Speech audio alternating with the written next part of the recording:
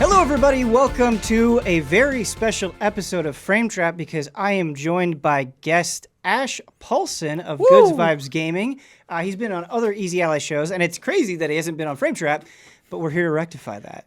Dude, I am so happy to be here. I'm really happy to be here physically because, as I was saying before, this is the first time I've been back to your studio since right before the pandemic. Yeah. And everything I've done since then with Easy Allies has been over Zoom. Mm-hmm. Yeah. And it's just so much better in person. Yeah, it definitely so is. Much better. Yeah, no, it feels awesome getting somebody that isn't us into the studio just to do anything for sure. Yeah. Absolutely. And Bradley Ellis. Yo. Brad, you and I just talked about Halo on Zoom. We sure did. Ironically enough. Nice. We're going to talk about more Halo today. But before we get into anything, I guess, some of the audience may not be familiar with you. So go ahead and just kind of give me the Ash Paulsen rundown. Like what are you doing? What's up with Good Vibes Gaming? What kind of games do you like? Like give me the elevator pitch. Gotcha. Well, Good Vibes Gaming consists of me and two other co-founders, Steve Bowling and Derek Bittner, and all three of us are Game Explain expats. We kind of left to do our own thing, kind of have a little more creative control, build up something that's ours. Yeah. We just recently celebrated our 1-year anniversary, so we're going strong. Nice. Yeah. Congratulations. Yeah. That's a big moment. No, it's been challenging. It's certainly building up your own YouTube channel, and not just your own channel, but we're working on our Twitch. We run a Discord community. We have a Patreon. So we're firing on all cylinders, but it's a lot of work, of course. Yeah. But none of it would be possible without our fellow Game Explain expat, John Cartwright, who actually donated his own YouTube channel to us for the founding of Good Vibes Gaming, so we could kind of start with a small head start of ingrained fans of all of us who were coming from Game Explain over to what he did in his own time, and now Good Vibes Gaming with us. So that was so reflective of the way we started, Good Vibes Gaming, one of our best friends donating his own channel to us to kind of give us a boost. Yeah. And we've made good on that for the first year. We just celebrated November 9th, our first year anniversary, more than doubled that initial sub count. That's awesome. We're looking to we're closing in on 71,000 subs right now. Nice. So we're steadily growing, and the whole thing for us about Good Vibes Gaming, and actually this will be familiar to you guys, is when I first approached Derek and Steve with the idea, I said, I've had this idea kicking around in my head. What do you think of the name? They loved it. And I said, here's what I want to do with it. I want to lead with the values of kindness, inclusivity, anti-bullying, diversity. Like, we need so much more of those things in gaming. Yeah. And that's something I've always admired so much about Easy Allies, is how you do a very similar thing. You lead with similar principles. And so those have been our foundational pillars. And I have to say, a year on, we have been able to build the most incredible community of like-minded folks who just are all about positivity and kindness. They don't see us as soulless content machines. They actually care about our mental health. They care about our families. They want us to have good work-life balance, which makes all the difference, right? You want your audience to not only love what you do, but, care about your well-being, and our community does. They're the most amazing people. And a year on, we're going through the same growing pains I imagine a lot of fledgling channels do, but we're sticking with it. We're working hard, and we have a 3 days a week news show called Today's News Tonight that we host on YouTube as live streams 3 days a week, Monday, Wednesday, Friday. Talk about the day's gaming news, get a rotating panel of special guests in who we try to get guests from as many different backgrounds as possible. So we're not, we understand the optics of being a channel that talks about diversity, but also being run by three white guys. And so we try very hard to, in everything we do, uplift voices from people who don't look like us. Nice. And who are, oftentimes marginalized in other parts of the community. And we don't want that. We want everyone to have a voice. And we want everyone to just, embrace their love of games. That's what it's about. Games are for everybody. That's what we're about. And we just want to bring people together. Awesome. Yeah. I don't know about a lot of industries, but I do know about the gaming industry, having worked in it now for like a decade. Yeah. And boy, it's just such a competitive space, and there's new groups popping up all the time, and it's obviously just a highly desirable job to do, talking about games. Right. And so to build any kind of community, to build any kind of success, I think is super commendable. And also, there's definitely a lot of negativity in games. So I think focusing on the good for sure. is always welcome. Yeah. And this show is about talking about games and celebrating games. So why don't you lead us off? We were talking beforehand, and you said that you've been playing Guardians of the Galaxy. I have. And I was like, oh, that's such a good thing for Ash to talk about, because I was playing it and then I stopped and got caught up in other things. And so it's like, oh, I want to know your opinion on it. Uh-huh.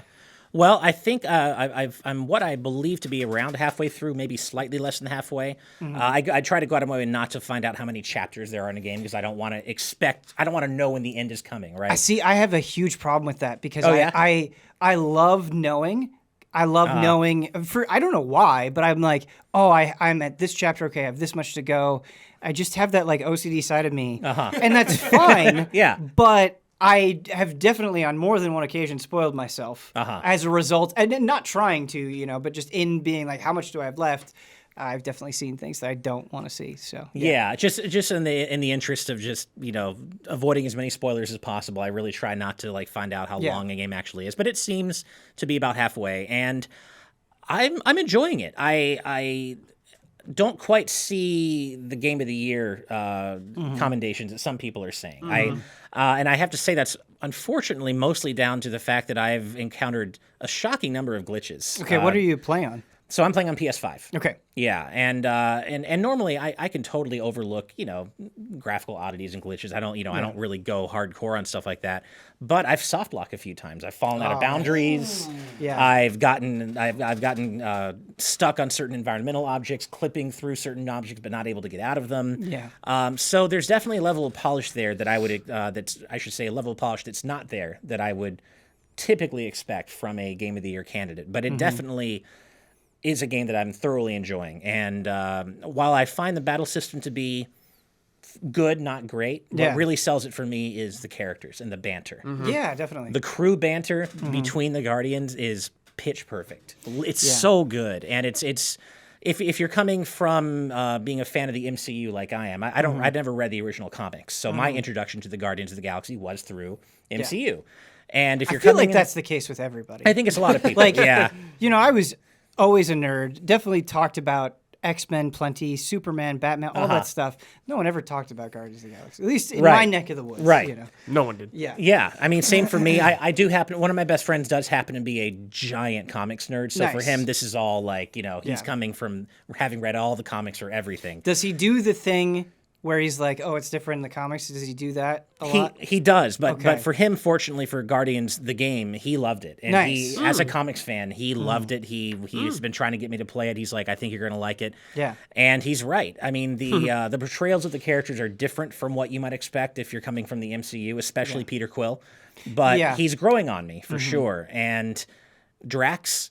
he is just as perfect in this game as he is in the MCU. Yeah, he is like my favorite Marvel funny. character. Yeah. He's so good. Yeah. No, he's super, super funny. So good. It's interesting because I feel like I've kind of really bounced back and forth in terms of my opinion on Guardians. I do like it, but when it was announced, I was kind of lukewarm on it. I wasn't like. I would say most people probably were. Yeah, I wasn't like through the roof excited, and then I played it at a preview event, and it was like those low expectations being like, oh no, this is really cool. Yeah. And now, like, having put more time into it, I totally agree with you on the combat. There are things that the combat does that I really like, but I do think it's maybe not as robust as I initially thought. Right. Yeah. Like before I had gotten into it, I had heard it compared to FF7 Remake's combat. And while I can see the broad strokes comparisons, it's not nearly as mechanically complex as FF7 Remake, in my opinion.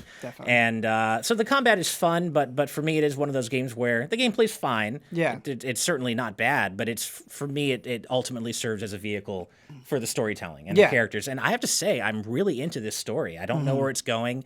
It's already surprised me in a few different ways in terms of who I thought this version of Star-Lord was going to be, and I'm having those expectations subverted constantly.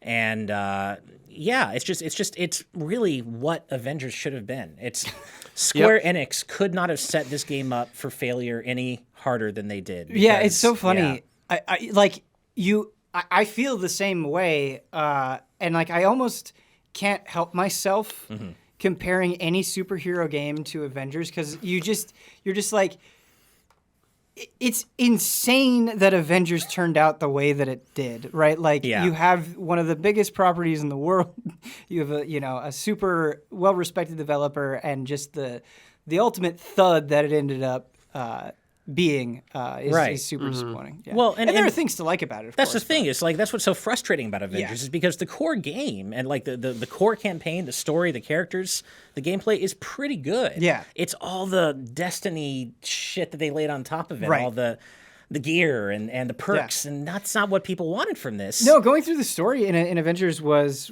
fun. Right. And it's just like I would have much rather had just way more of that than Same. And I mean, they stuff. nailed the characterization of Kamala Khan. I thought it was great that she was the core of the story. But not only did they kind of set Guardians up, I think, because people had lower expectations from Avengers, but they, the big debut for Guardians of the Galaxy was unfortunately Square's E3 show this year, which left a bad taste in our mouths over at Good Vibes Gaming, because it's like, hey, Guardians, cool, that's awesome. But we also come to Square Enix for a lot of their Japanese portfolio stuff, Final Fantasy, Kingdom Hearts, whatever. And their presentation was 40 minutes, and more than half of it was Guardians. Right. And on top of that, they had the gall, the audacity to announce and reveal the Final Fantasy Pixel remasters, but only for Steam and mobile. Yeah. And so I just think like poor Guardians didn't have a chance. It couldn't get over that mountain of bad will that Square generated. And it wasn't Guardians' fault, but I just don't think they set Guardians up for proper success. They did not. Another comparison to Avengers, like Avengers just really struggled in terms of locations, right? It felt like you were going to the same laboratory, same generic place again and again and again. And I think something that Guardians really excels at, much like the movies, is that the places that you go to are characters in their own right, and really just visually fascinating. Definitely. Yeah, they sell the wacky, just kind of balls to the wall crazy vibe that Guardians is all about, right? Yep. And part of that is due to the fantastically curated licensed soundtrack. Normally, I'm more into video game music, like music that's scored for the game itself. Yeah. But there is a place for really well handpicked licensed soundtracks too, and Guardians nails it. Give me the licensed soundtrack. Yeah, and I mean, like it obviously tied into the identity of Guardians already licensed music, right? And so being able to use that is super good. So I've talked a lot about the positives, and we kind of mentioned the combat a little bit, but you said not a Game of the Year contender, and I kind of want to circle back around to that. Beyond your complaints with the combat, or maybe elaborating on that a little bit more, are there things that are kind of like, what else is holding it back from maybe that super special coveted status for you? Well, again, to underlining again that I'm only maybe around halfway through the game. I can't speak from having finished it, but there's just kind of a pervasive lack of polish that I'm experiencing. That just kind of, again, I've experienced more than my fair share of soft lock level glitches, and again, it doesn't make me hate the game, but it's not quite at that level of polish that I would expect, and I feel like the combat, while it's fine, I feel like it lacks impact. I feel like when I do the specials with the various Guardians, like when I command them to do their various special moves, I see them do it, but there doesn't feel like there's that level of impact. And sometimes I'll see character models like, well, especially during the team up attacks, sometimes character models won't always connect in what seems like a realistic way that makes the kills feel cool and feel impactful, right? So it's just a pervasive lack of overall impact and polish that I feel the combat suffers from. And the rest of it is it's kind of outside of combat. It's a 3D action adventure title with, Peter can jump and he can glide a little bit with his jet boots, and there's some light platforming.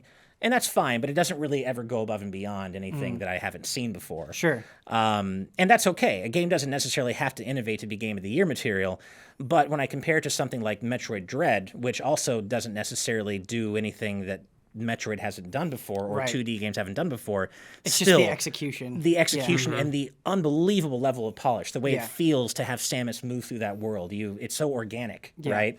And by comparison, I guess... I'm glad you feel as strongly about Metroid Dread as I do. Oh yeah, and another Game of the Year contender for me is Ratchet and Clank Rift Apart. Another game where it doesn't necessarily innovate all that much, but it's just it's firing on all cylinders across the board. And it feels like those characters are part of their world. Whereas sometimes when I'm playing as Peter Quill in Guardians, I feel like he is a character model in a video game world, and interacting with this world as opposed to feeling like an organic part of it, if that makes sense. Yeah. Yeah. Yeah, we kind of talked about the comparison to Adventures, like helping it and kind of naturally painting it in a favorable light. But I think that works the other way as well, because if you think about things like, 2018 Spider-Man and Miles Morales and the Arkham games, those games are incredible and in many ways Game of the Year candidates in their own right. And you talked about impact of the hits. Yeah. And I can hear the Batman the hits, in my brain. Like it's so drilled in and so impactful. And so, I think it's tough, right? And I have tons of faith in Ciemniak, but like them making a Wolverine game, it's like, okay, that the expectations are so high. Yeah. I feel like that like has to be a Game of the Year contender. It has to be this super high level of polish. Right. Yeah, I mean, it's kind of like if you were to compare something like Smash Ultimate, or really any Smash game, to a game like Nickelodeon All-Star Brawl. Nick Brawl is fun. It's a perfectly fun game. I've been enjoying it. But when you compare the feel of Smash and the impact of each hit, the sound effects, the way characters feel, their physics, the way they feel to control them, compared to something like Nick Brawl, you lose all that impact and that just that feeling of how good it feels to play as a certain character to me. And it's just kind of like that, I guess. Smash is so interesting because in terms of quality, right? Like obviously Smash Ultimate has reached a super, super high level. Yeah. But it's not just that. I think Smash is like so monolithic in its genre that it's not just a game, it's an entire culture. It's this absolutely gargantuan community, and trying to take a piece of that is certainly a tall task. Definitely. For sure. Cool. Brad. Yeah. You have definitely filled me with envy because I've been all Halo all the time. But you've dipped into some Final Fantasy XIV Endwalker. And I know, of course, Damiani has been playing nonstop, working on the review. I just want to know how it is, man. It's real good. Nice. It's real good. Okay. This is a hard game to talk about, though, because it's Obviously. very story focused going through the main story. Yeah, and I feel like we always try to be sensitive to spoilers on this show, but the story in 14 is so good that it's like sacred. Like I wouldn't even dream. I really don't want to ruin it for anyone. Yeah, of course. But let me see if I could suss something out. So,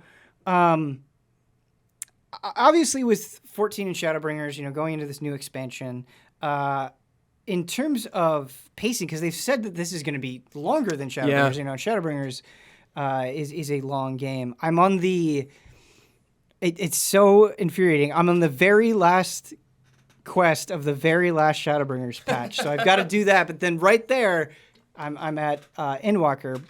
But in terms of like momentum of the storytelling, do you feel like the pacing is good? Because I feel like even with 14, right, which does have an incredible story, there are parts that feel like they can things can slow down. Yeah. Yeah, I would say the pacing's pretty good overall. There was like maybe a few parts where I was kind of, but I think a lot of it's because I'm doing all the side quests in all the areas. I see. Like, Okay, I'm just not letting any of those sit around because they're gonna bug me if they're just there. So a lot of that's due to that, but I think it's been really good so far. And I know this is something we say a lot about this game, and everyone does, and can be tiresome, but it's really good. And it's been nice as someone who's played since A Realm Reborn, which is the beginning of the story, and this is the end of the story. Right. There's been some nice things tying back in that I've been really happy about. Yeah, definitely. I mean, seeing the journey from A Realm Reborn to now, it's so fascinating and like kind of singular, I feel like, in gaming, because Realm Reborn was obviously sort of a make good from 1.0, and there was a lot of goodwill, but with each expansion, I feel like just kind of the respect and the fervor around the game has grown, and like having gone through Stormblood and playing through Shadowbringers relatively recently, I was like, man, I don't think people give Stormblood enough credit. I think it's really good. And then playing Shadowbringers, it's like, oh no, like everyone was right. This is the best thing. Yeah. Like, and just getting like genuinely emotional about it. This is a roundabout way of me saying I feel like the expectations are sky high to the point where it can be really good, but like it has to do so much. And do you think it's meeting? I'm feeling good about it so far. Nice. Like there's some stuff that happened. I'm not gonna say it, but yes, this comes with a lot of expectations. You know, it's been a long time, like building up to this for like 8-10 years or whatever, and it's hitting right so far. Nice. Cool. I haven't finished it, so who knows? But I'm feeling pretty good. Yeah, I definitely think the storytelling is certainly one of the key takeaways to get from Final Fantasy XIV, but something I've also been really impressed with in Shadowbringers and Stormblood as well, and I feel like you can kind of see an evolution, is just in terms of mechanics that they give you and the things that they try out. Like they're really adventurous with what they throw at you in terms of mechanics, trying to keep that combat fresh over a long period of time. Are you seeing that already in Endwalker? Like, are you doing dungeons where you're like, oh wow, that was crazy? Yeah, I've done a few dungeons and trial here and there, and it's like they've been pretty sweet so far. Cool. They've been nice, and especially if you've played some of the other Final Fantasies, you're gonna be like, oh yeah, I remember stuff like this. Oh, nice. Okay, that's what hurts for me. I have so much FF14 FOMO, and I've talked about this on our own show on our own channel. Just that I don't typically play MMOs because I don't really have time. Yeah. But if I played one, it would be FF14. And I did get a month free trial, and I got to like level 8, and I explored the surrounding area of where I started at. But I am such a hardcore Final Fantasy fan from the classic days of the series. Yeah.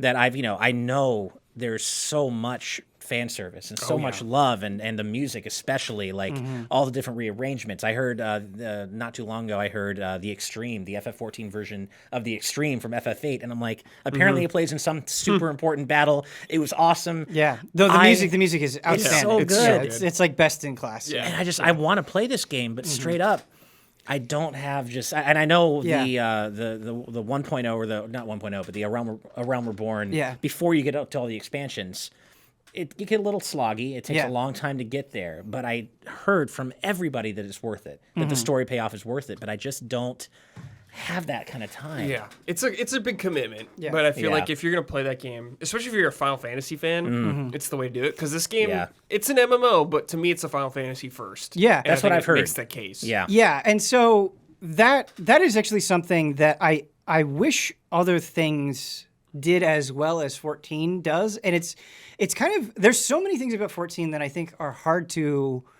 properly articulate or really give somebody the right impression of until they go through it, because the fan service in 14 is very like explicit and in your face, but the way that they do it, the fan service never overcomes this original world and these original characters. It never compromises the integrity of what it's doing. So it's like it's this incredible game completely on its own merits that also happens to have like endless fan service. Makes it good. Because if it was just fan service, I think it wouldn't be special. No, it is wild like how in your face a lot of the fan service is, and you like it doesn't come across as cheap in any way. That's so important. Yeah.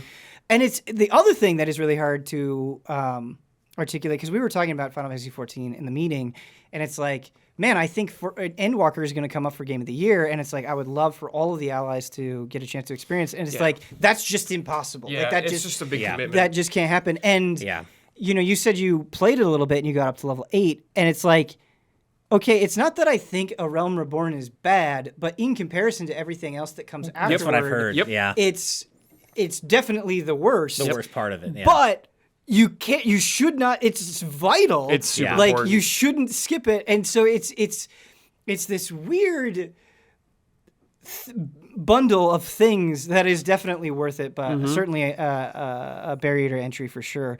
And it's like even me, right? Even somebody who is at the very like literally the last thing in Shadowbringers and is in love with it.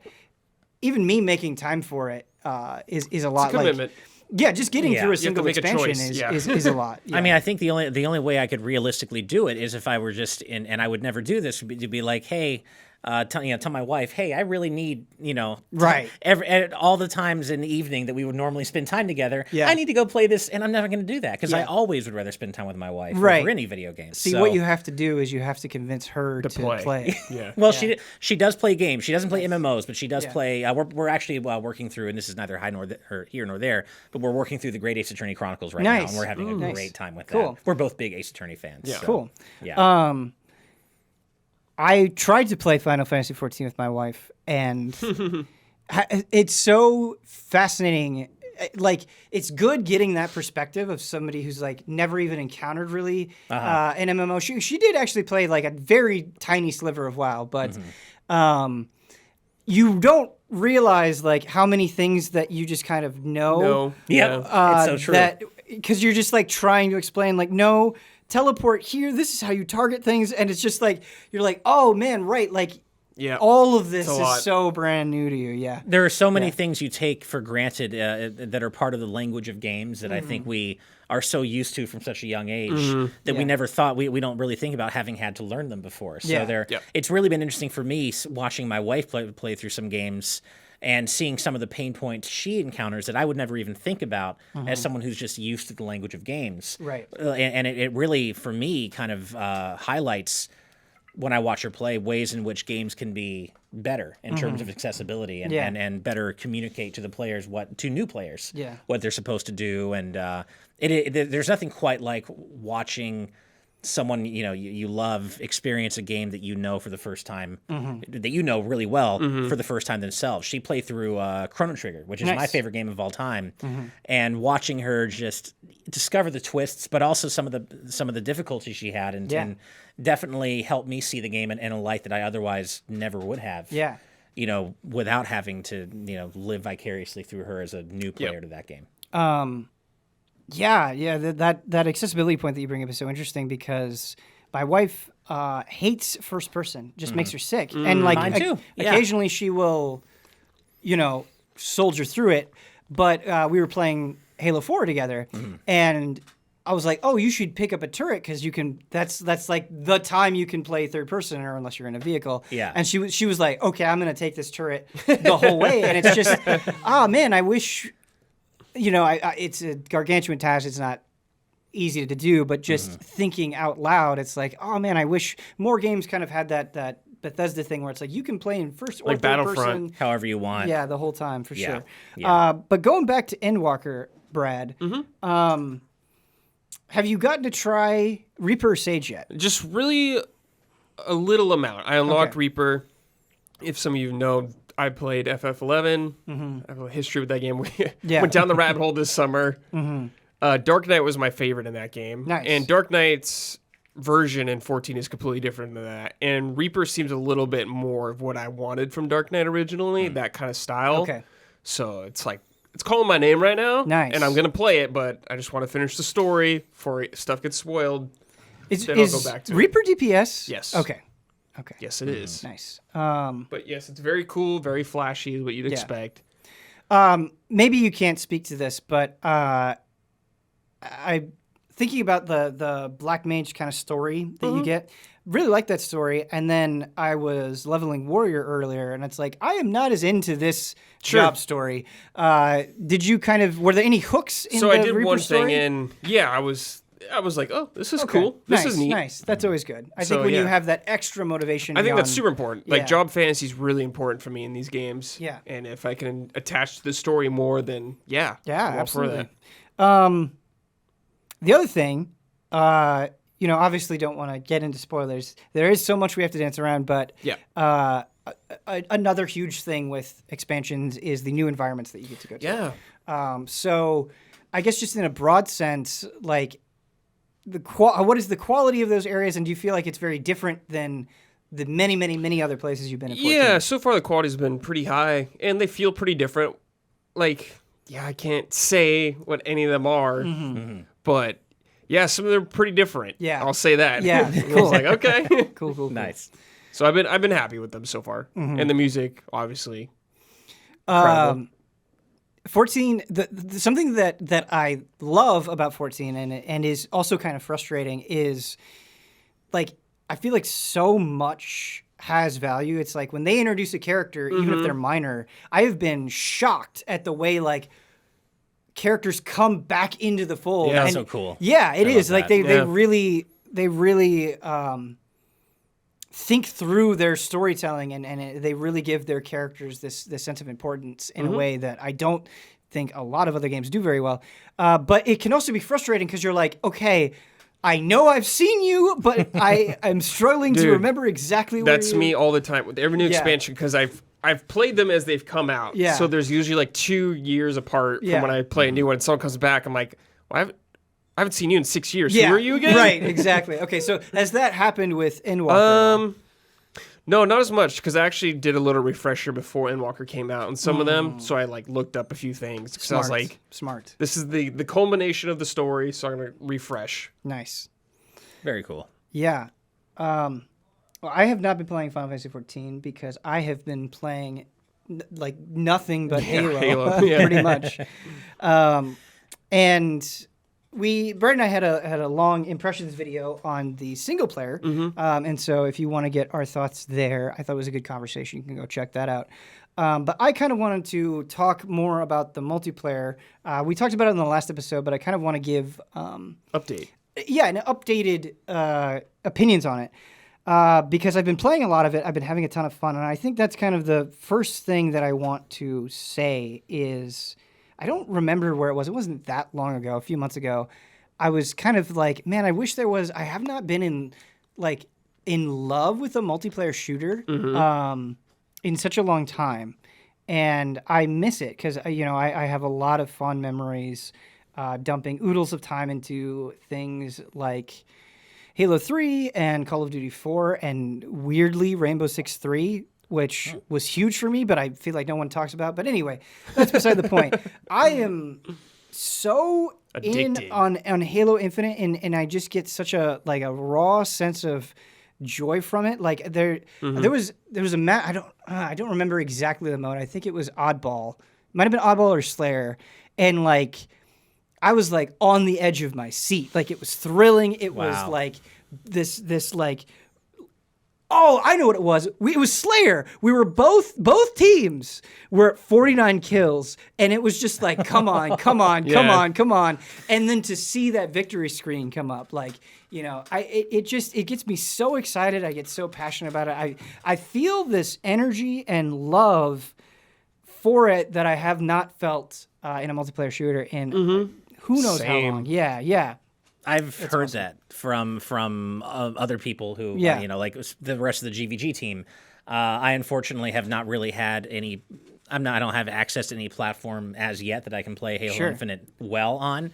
I did try to join in on a Halo Infinite stream we were doing with our patrons, and unfortunately, I don't have an Xbox Series console on me right now.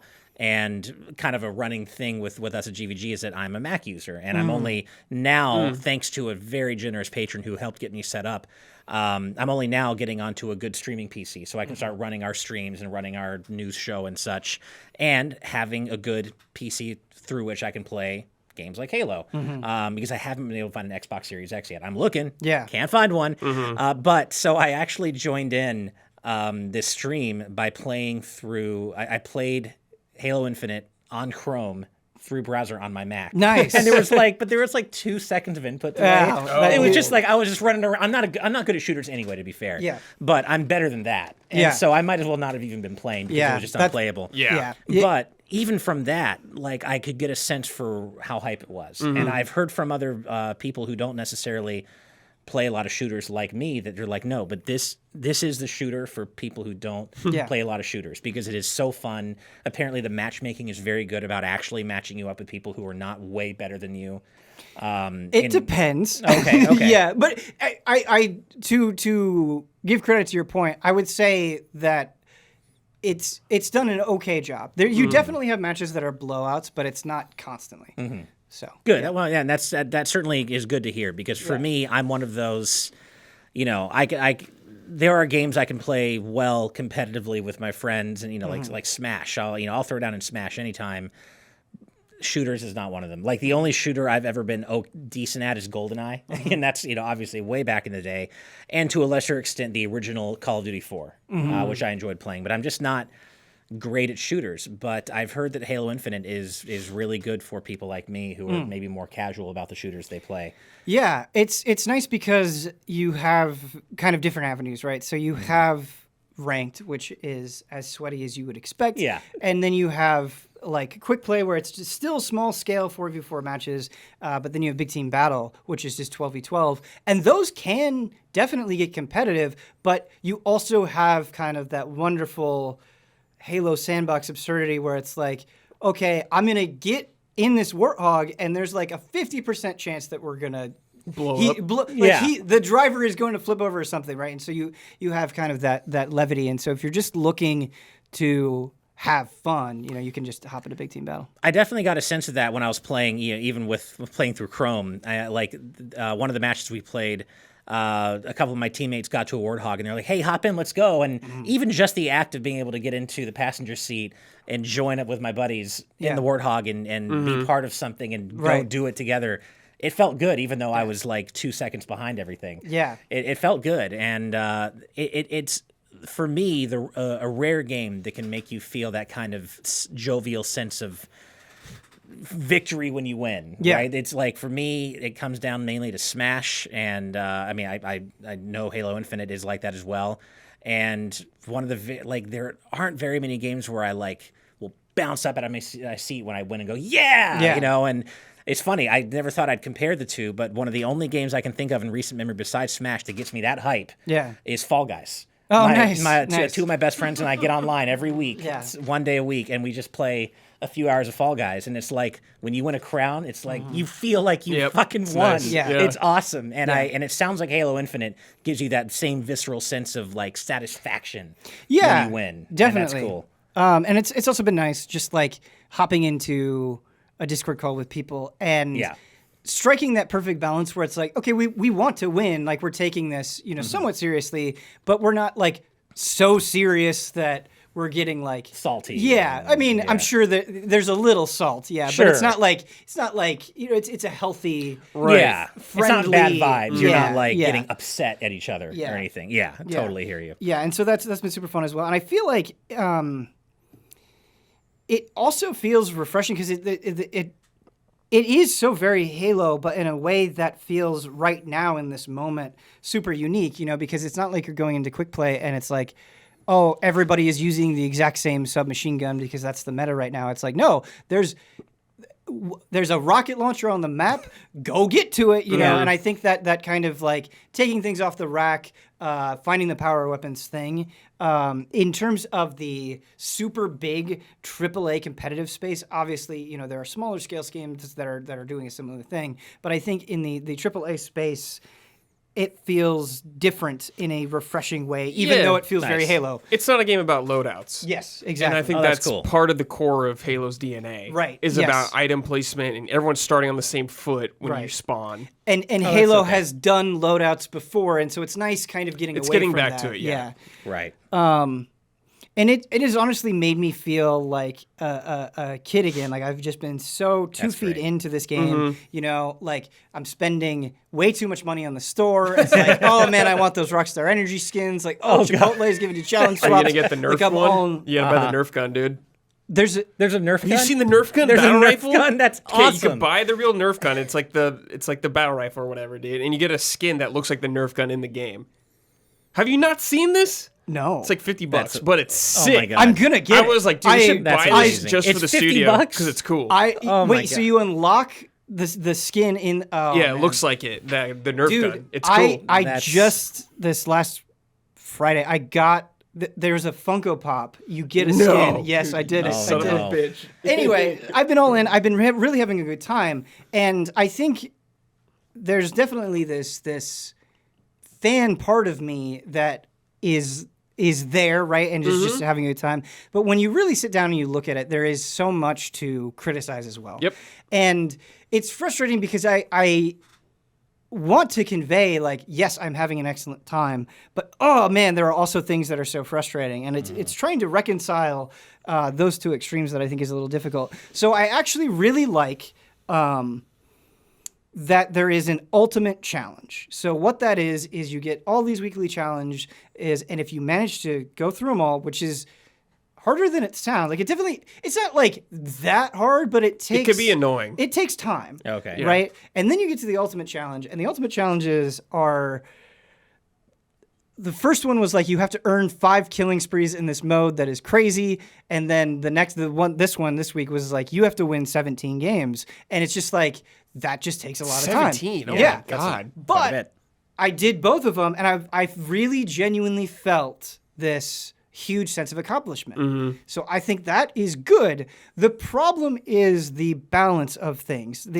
I think they have good ideas here, but they just kind of need to reorient stuff. Yep. And so it's frustrating where it's like, okay, I went through all this stuff, I did the 17 wins, and I get a nameplate. The nameplate is cool. I like it. I feel a sense of pride having it, but you can go on the store and it's like all this stuff is super expensive and you have to buy it in bundles and you get all of these things, and it just feels a little out of whack where it's like, if you're going to make me go through all this effort, like, give me a bundle of stuff. Be like, here you go. Here's this, like, you get this Spartan skin, you get a weapon skin, you get a nameplate, and it's like, why I don't have a problem with there being things that you can buy in your free-to-play game, but I think they need to kind of shift the levers where it's like you are earning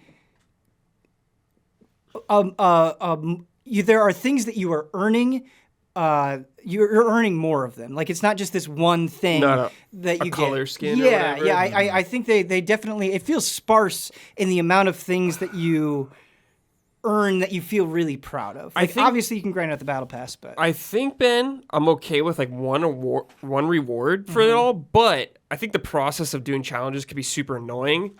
That's the next thing I want to get into. Because it's like, a lot of it's chance. Yeah. It's not like, hey, here's something you could work toward very easily, specifically. Right. Like, it could be hard to do, but you could work towards it. This is, a lot of it's like, get this random mode and do this random thing in this mode, and a lot of it's just random if you get that mode in general. So you're just hoping you get a coin flip to get this mode, then you're just like, okay, now I gotta win this mode for God's sake. Right. So there's so many layers on top of it, and you touched on the biggest one, which is I'm actually okay with them being like, win 3 oddball matches or win 3 Slayer matches, but when you want to get that challenge done, right, when you're like, oh man, I'm really excited about this Ultimate War or whatever, I want to earn it, and then you sit through 5 games of not the mode that you want, it's infuriating. And then it's like, well, there are challenge swaps that I can get, but it feels weird that I'm getting this currency just so I can do a challenge that's not annoying. Like, that It's not. It's so odd. Like, if you could just, pick Slayer or pick Oddball or pick whatever you wanted, I would not have a problem with those challenges. And I think the challenges, especially as you get later on, they should be somewhat challenging, or they should make you maybe think a little bit outside of it. But then you also have the problem, right, where it's like, okay, get, I don't know, get like, hypothetically, let's say, get 3 rocket kills. And it's like, well, I have to get into a match that has a rocket launcher. That's not a guarantee. And then I have to be the one to pick it up, and it only spawns every so often. And so it's just like, there are all of these variables that go into it that it's like, it's not that things should be handed to you for free, but it feels like the roadblocks that are here are sometimes arbitrary in a way where it's like getting the 3 Slayer, like, there was a challenge I had in the last one where it was like, you have to win 3 Slayer matches. And so it's like, just winning the matches, that's the challenge. But what was more challenging was actually getting into the mode. And so it's like, why is there this whole extra layer? It's like you're rolling the dice. You're like, Right. well, I hope I get Yeah. this thing. Right. That one of the biggest sins any game can commit for me is artificially wasting your time, right? And that can mean something different to various people. Some people argue that playing video games at all is a waste of time. I would disagree, but at least if I'm gonna spend my time playing whatever game, that game should do everything reasonable in its power to not waste my time. Yeah. In my opinion, and so. Things like I love JRPGs, but as an adult, grind heavy games, I had to drop Bravely Default 2 because it's so grind heavy, and I'm like, Bravely Second could be grind heavy, but the game gave me the tools to speed up that grinding if I wanted to. Bravely Default by comparison, or 2 doesn't by comparison, and so like what you're saying about Halo Infinite, it's not about what you said. You don't want the game to hand you challenges, hand you things on a silver platter. But don't make me have to roll the dice in terms of whether I'm going to even get the mode I need to play to do the challenge. Right. So I totally hear what you're saying, and that's hopefully they iron that out because that's a shame. And I think another important element of this conversation, right? Because I want to be fair in the sense that, like, I'm really enjoying this game, but I don't want to ignore the problems that it has. But I feel like, gaming communities, I feel like people are getting so riled up that it is also not productive, and they're missing out on the good things that the game is doing. Where it's like, I do think this game has a lot of problems. I think people are right to criticize it, but 343 has responded to a lot of this, and they're like, hey, we hear you on the playlist. We are working on changing that. They've already changed the XP progression twice. I think it's in a much better place now. And so it's like it's a process. Things are working out. I do get the frustrations where it's like there are so many other games that have been through the problems and have the structure that you have that have figured out these problems. Why are you not implementing the solutions that are already there? Where it's like, why, in addition to earning stuff on the Battle Pass, why are you not earning even a little bit of currency so you could maybe save up and get something in the store if you wanted to? That could feel really cool. Tons of other games do that. Why are you not earning more experience for winning a match as opposed to losing? That would just help out so much. Yeah, it seems like it's missing a lot of obvious things. Yes, it's missing a lot of obvious things. That is absolutely true. And I definitely am feeling... And in a way, this is my own fault because I've been playing so much, but I am feeling a lack of content for sure, where it's like, okay, I've done so much Slayer, so much Oddball, so much Capture the Flag. I know these maps super well now, and it's like I'm ready for a new thing. And it's like it's hard, and I don't envy anyone in this position, but it's like, when you have a game, right, where it's like check in every day, the burden of you to constantly like keep your audience engaged forever is like a mountain I don't even know how to begin to climb. And so I sympathize with them, but it is also kind of a bed that they're making themselves. Yes. Sure. And I think there are things that they're doing that are in the right direction, but could go further. To talk about, like, they had their first like event, right, where it's like, here it's this like samurai ninja themed event. You can earn these cool things, and it's like it was confusing. Like when it first rolled out, it was like, okay, wait, how do I even do this? Okay, there are event specific challenges that I do. And then once I have those event challenges done, I have to get regular events done to get more event challenges. Wow. And actually, you're splitting up the event over, a 3-month period of time or whatever it is. I'm only going to be able to get up to level 7 in this week, and then I have to wait a month to do the next chunk, and then I'm going to have to wait another month to do the next chunk. And it's like, why did you do this? Yeah. Like, this is just hard to understand. And, like, of course, people are not going to like this implementation. Like, it just seems so obvious. Yeah, it's like, why you knew people weren't going to like this, right? Yes, right. Yeah. Like, Yeah. I did that. It's like you can only get the battle pass up a certain amount. Yeah, you can get to 7. You can get to level 7. And I got to 7, but it like, man, did it feel like a chore. Like when I ran out of the event ones, and I was like, dude, I got to do these other ones first to get to. That's like, God. And you think about having an event in a game, right? And tons of free to play live service games have events, right? It's a natural thing. Yeah, of course. The whole point of an event is that it's a celebration and it's something special and exciting. You shouldn't. That feeling that you had where you're like, oh man, I got to like go back to this regular stuff is totally counterintuitive to what the whole point is, right? And to add like insult to injury, right? So you have this complex rollout of the event,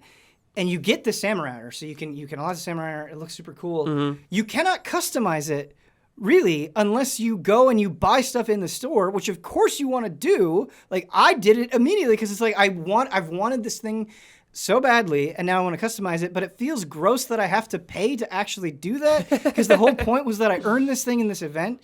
And so I think they have a wonderful foundation here. I really haven't gotten to talk about how much I like the maps, except One Flag CTF on launch site. That can go die. I hate it. But anyway, I think Halo, right? I think particularly of like Halo 3 and Halo 2, right? And I have really high standards for those maps and how great they are. Yeah. And I know not everybody likes the maps, but I really do like a lot of them, particularly Streets, particularly Bazaar. I have wonderful matches on there. I think there's some really cool design stuff that they're doing there. I think it's fantastic. So they have this incredible foundation, and it's just frustrating to see themselves so obviously shoot themselves in the foot in a way that is rightfully being called out. And I hope and believe that things will get better. And I hope they're able definitely to do that. things will evolve over time. But it's like whether you like it or not, you're competing with everyone else right now. Right. Everyone. Like you're competing with Fortnite, who's been around for a long time and have like mastered the battle pass. Like when Huber played Halo the first time, he's like, this battle pass feels years behind in how it's implemented and how it works. And it's like, that may not be a big deal to you if you're playing this game, but that's a big deal to a lot of people. Yeah. A lot of people playing these games. Sure. Yeah. And I feel like your window of opportunity is so short, and I think that's the thing that's killing me. Is I definitely believe they will continue to work on it and get better. But when you are going a thing against like behemoths like Fortnite and Apex Legends and Valorant, and the list goes on, but if people are unhappy, they're going to leave because those things are already constantly popping out so content. Much other things to play. And with a game like this, it's honestly I feel like important to be like. Have a healthy Twitch audience, to have a healthy YouTube audience, to like get people talking about your game. And so I think the reason why I'm so focused on this is I think the foundation is so good that I don't want to see it slip away. I'm too attached to it to just watch it die. And so I hope that doesn't happen. I mean, I've been in the same camp as you where I've been like, I haven't felt this good about a multiplayer game since when I played Overwatch 1 when it came out. And it's like, I love this game and I want it to keep thriving and get better. So hopefully it does. Because like, I don't know if it's been addressed, but the game had problems with custom games for a while where they just were not working, and a lot of people had problems with that. No Forge games yet. Is kind of a bummer because Forge was a big deal. But it's like, these things, like games have changed, whether you like it or not, how they're rolled out. Like things are rolled out over time a lot more now instead of just everything at once. And that can be a bummer. I totally get that. But it's like, this game's going to change. And it looks like they're doing a pretty good job so far. I'm pretty happy they're addressing things, which is nice. But something that I am grateful for is they have a replay feature. That's good. And so you can and not only can you like go in and obviously watch a replay, but you can do it from anybody's perspective on both teams. That's really good because there's no like built-in kill cam or anything like that. Right. And the other thing that's tough is like I understand as a free-to-play game that you're going to have monetization. Yeah. But I was sitting there and I've been really into customizing my 3 different armor cores, my 3 different, Spartan suits. And I've gotten to a point where I've accumulated so much stuff that I can spend a lot of time like just tweaking everything right, like picking out the right visor, and doing all this stuff. And I had this moment where I was like, this is awesome. So many people are not going to get to experience this the way that I do. I'm fortunate enough where it's like, if I want something in the store, I can just buy it. A lot of people can't do that. And like this customization stuff is so cool. I feel like only a fraction of people are going to get to have kind of the satisfaction that I'm having right now. That sucks. I just have the battle pass. So, I just get stuff whenever I unlock it, which isn't that much, but like at the same time, it feels really good when I get something. Sure. Like, definitely. Nice. Yeah, definitely. It's a back and forth though, Yeah. because there are definitely times in the battle pass where it's like, oh, cool, I can't wait to get that thing. I'm really excited to get like the flame skull stuff at the very end. But then there are times where I'm like, there's this one color where I'm like, this is the ugliest color I've ever seen. I don't want this. It's the same thing with Fall Guys with the Really? season pass. Same thing where it's like, you know, half of the rewards are like, oh, I'm looking forward to getting to that level and getting that, you know, that skin or that whatever, that top or bottom or whatever. But sometimes it's just, you'll get like a color or a costume that's just like, who wanted this? Like, this is so lame. And it's just, it kind of siphons value out of the season pass. In this case, though, you're not paying for it. It's, you know, so it's a little different. But I do know what I can relate to what you said about being so into a game's foundation that you just don't want it to slip away while the iron's hot, right? And that very much was, you know, like Fall Guys, where it started off fun, but it's just it took them a little too long to roll out with new content. Fortunately, I think they've been able to turn it around since then. But I know what you mean in terms of there being that really, really key spread of time that they have to deliver, and if they wait too long, the moment might be past already. It's weird. I never would have thought that I could compare Fall Guys and Halo in any way whatsoever. No, you absolutely can.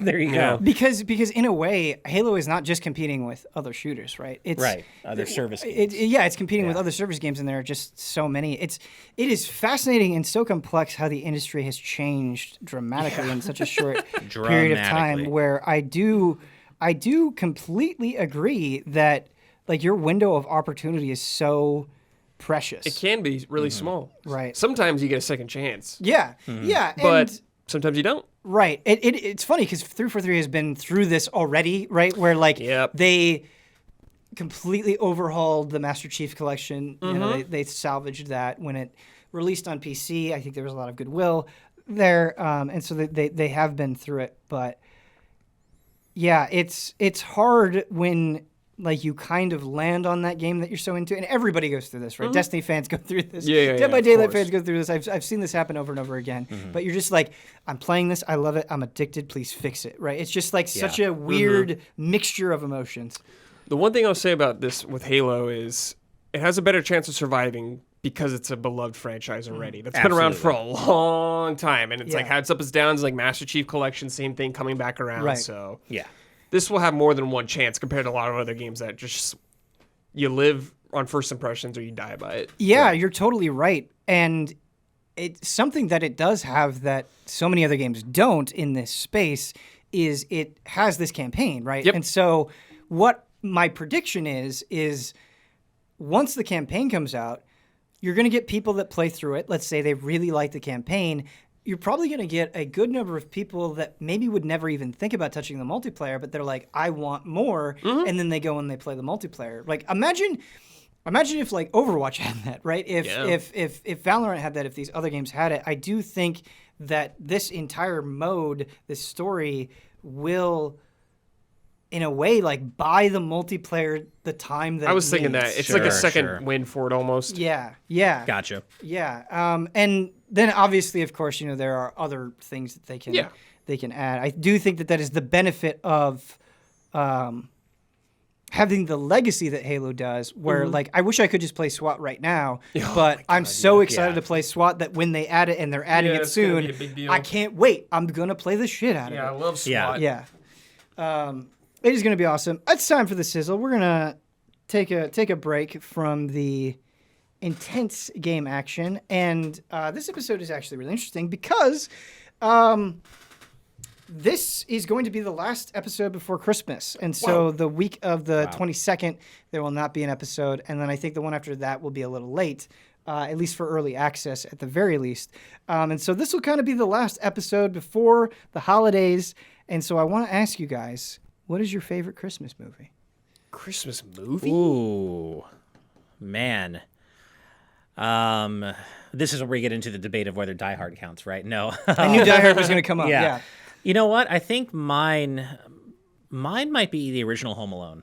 Oh, such a good pick. I was thinking of that too. I love such the a good original pick. Home Alone. I think you might have just changed mine. Okay. Because Home Alone is so good. Yeah. It's a classic. Right? Yeah. It's comfy and it's just great. It's weird. I wasn't thinking of it as a Christmas movie. I kind of just view it as a great movie, but it absolutely is, of course. Yeah. It's whole. I recently learned that the movie, the black and white movie that Kevin watches, the change. Yeah. That's not a real. I always assumed that was like a real. It's not a real movie. It's not a real movie. I thought it was a made real movie specifically for. Keep Home the Alone. change, you filthy. That's one of the best scenes in the entire movie. Yeah, it totally sells the idea that it's like a real thing, but it's not. It was made for that. I did not know that until this moment. Yeah, and I didn't until recently. It's great. 1, 2, 10. Okay. 1, 2, 10. To Home Alone quotes. So good. I don't know if favorite, but ones I want to bring up. The Santa Claus, the first one with Tim Allen, has a special place in my heart. It's just such a the scene where he's in the meeting and he's turning into Santa Claus and he's like gained so much weight and they're just like looking at him like, "Are you okay?" And he just like they're having lunch, and like people are ordering salads and stuff and he's like, "I'll have this and this and this and this." That's great. It's a great scene.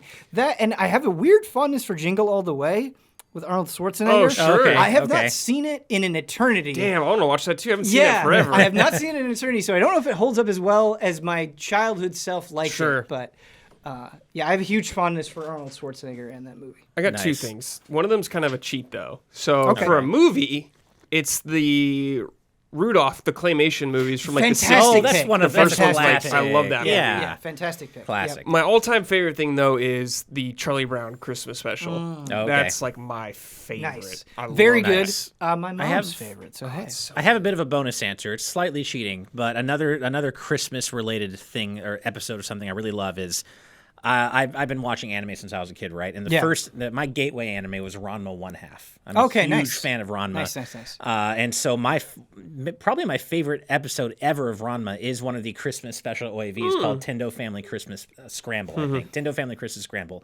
And that's just, this consolidated, half-hour OVA of just Christmas shenanigans that I love. I'm so glad that you brought this up because I've never watched Ranma, but when I was younger, I would check out volumes of the manga from the library. Oh, nice. And I would read those. I haven't read all of them, but I really loved it. It was just so charming and fun. So fun. Just such good vibes.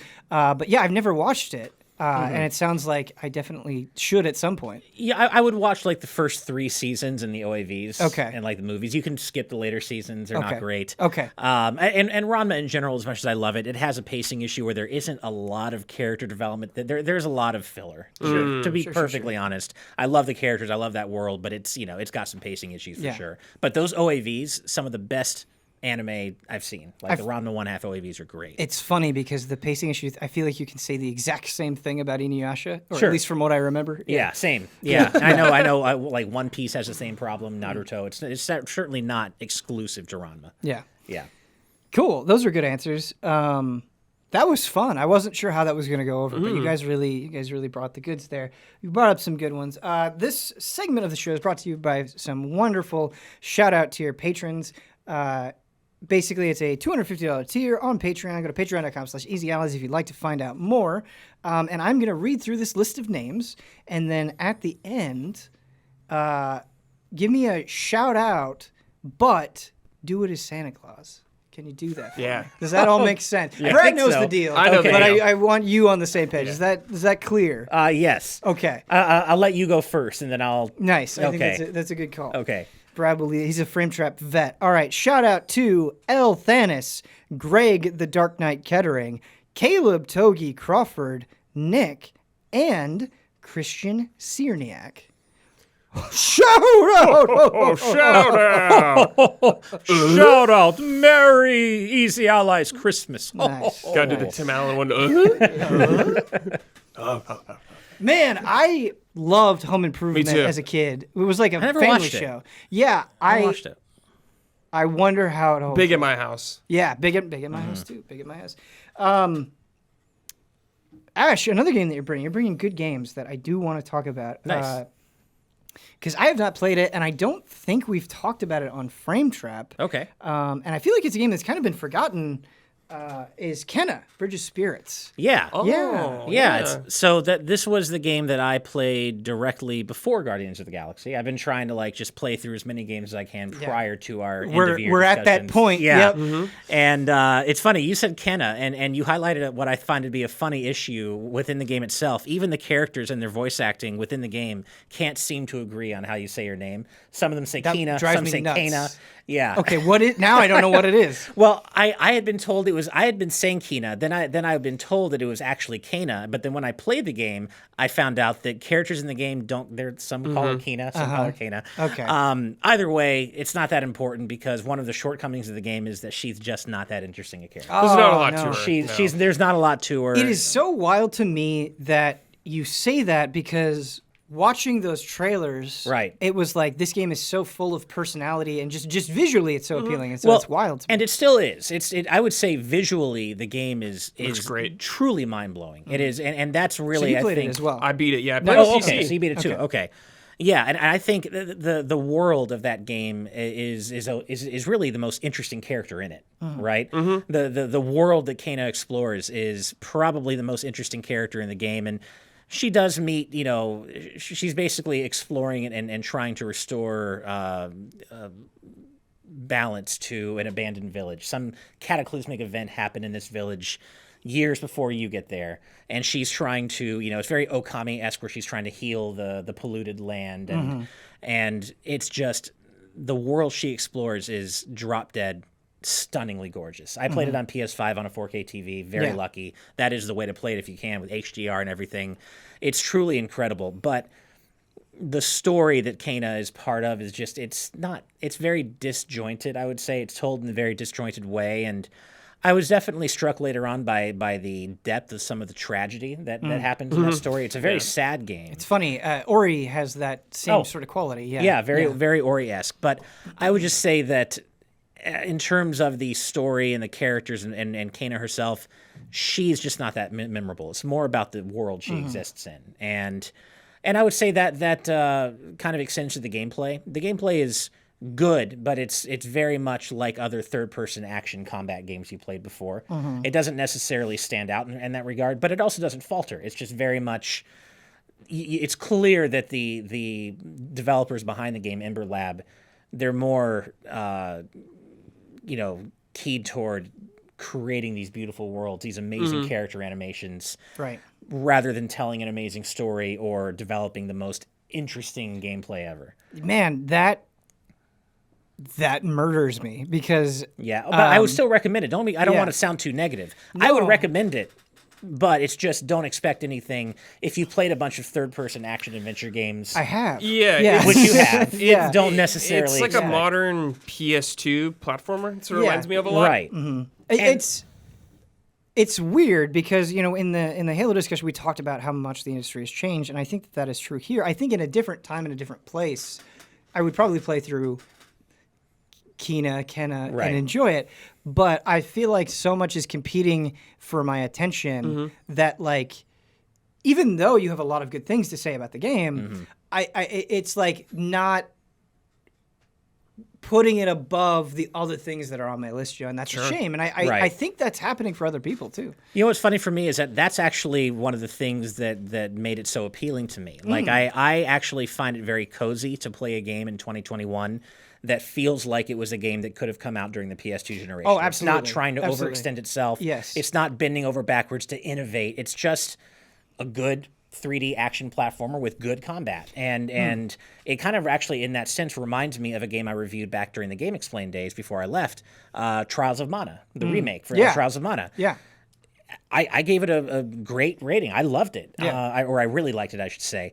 And one of the things I liked about it was that it was just a damn good example of a game that could have come out in the PS2 era. But there's something very cozy that I find about that. Like sometimes I find that modern games try too much to be everything, too hard to do something different when maybe all you need to do is just be a damn good game. And I think what you're saying has a lot of merit. Go ahead. We're also definitely boomers in the sense that like we come from a very particular time of gaming, and you're reminding me of my experience with ukulele, which I definitely think there is a lot to be critical of in Yooka-Laylee, but I ended up having a blast with it. I think I played through it like 2 years ago, and it was like, I like this probably more than it deserves because it's making me be that kid with the Nintendo 64 again. You know, it's giving me that feeling. And so there's definitely appeal for me there. If you're like, it plays like a PS2 game, that is not necessarily an insult. It could be a huge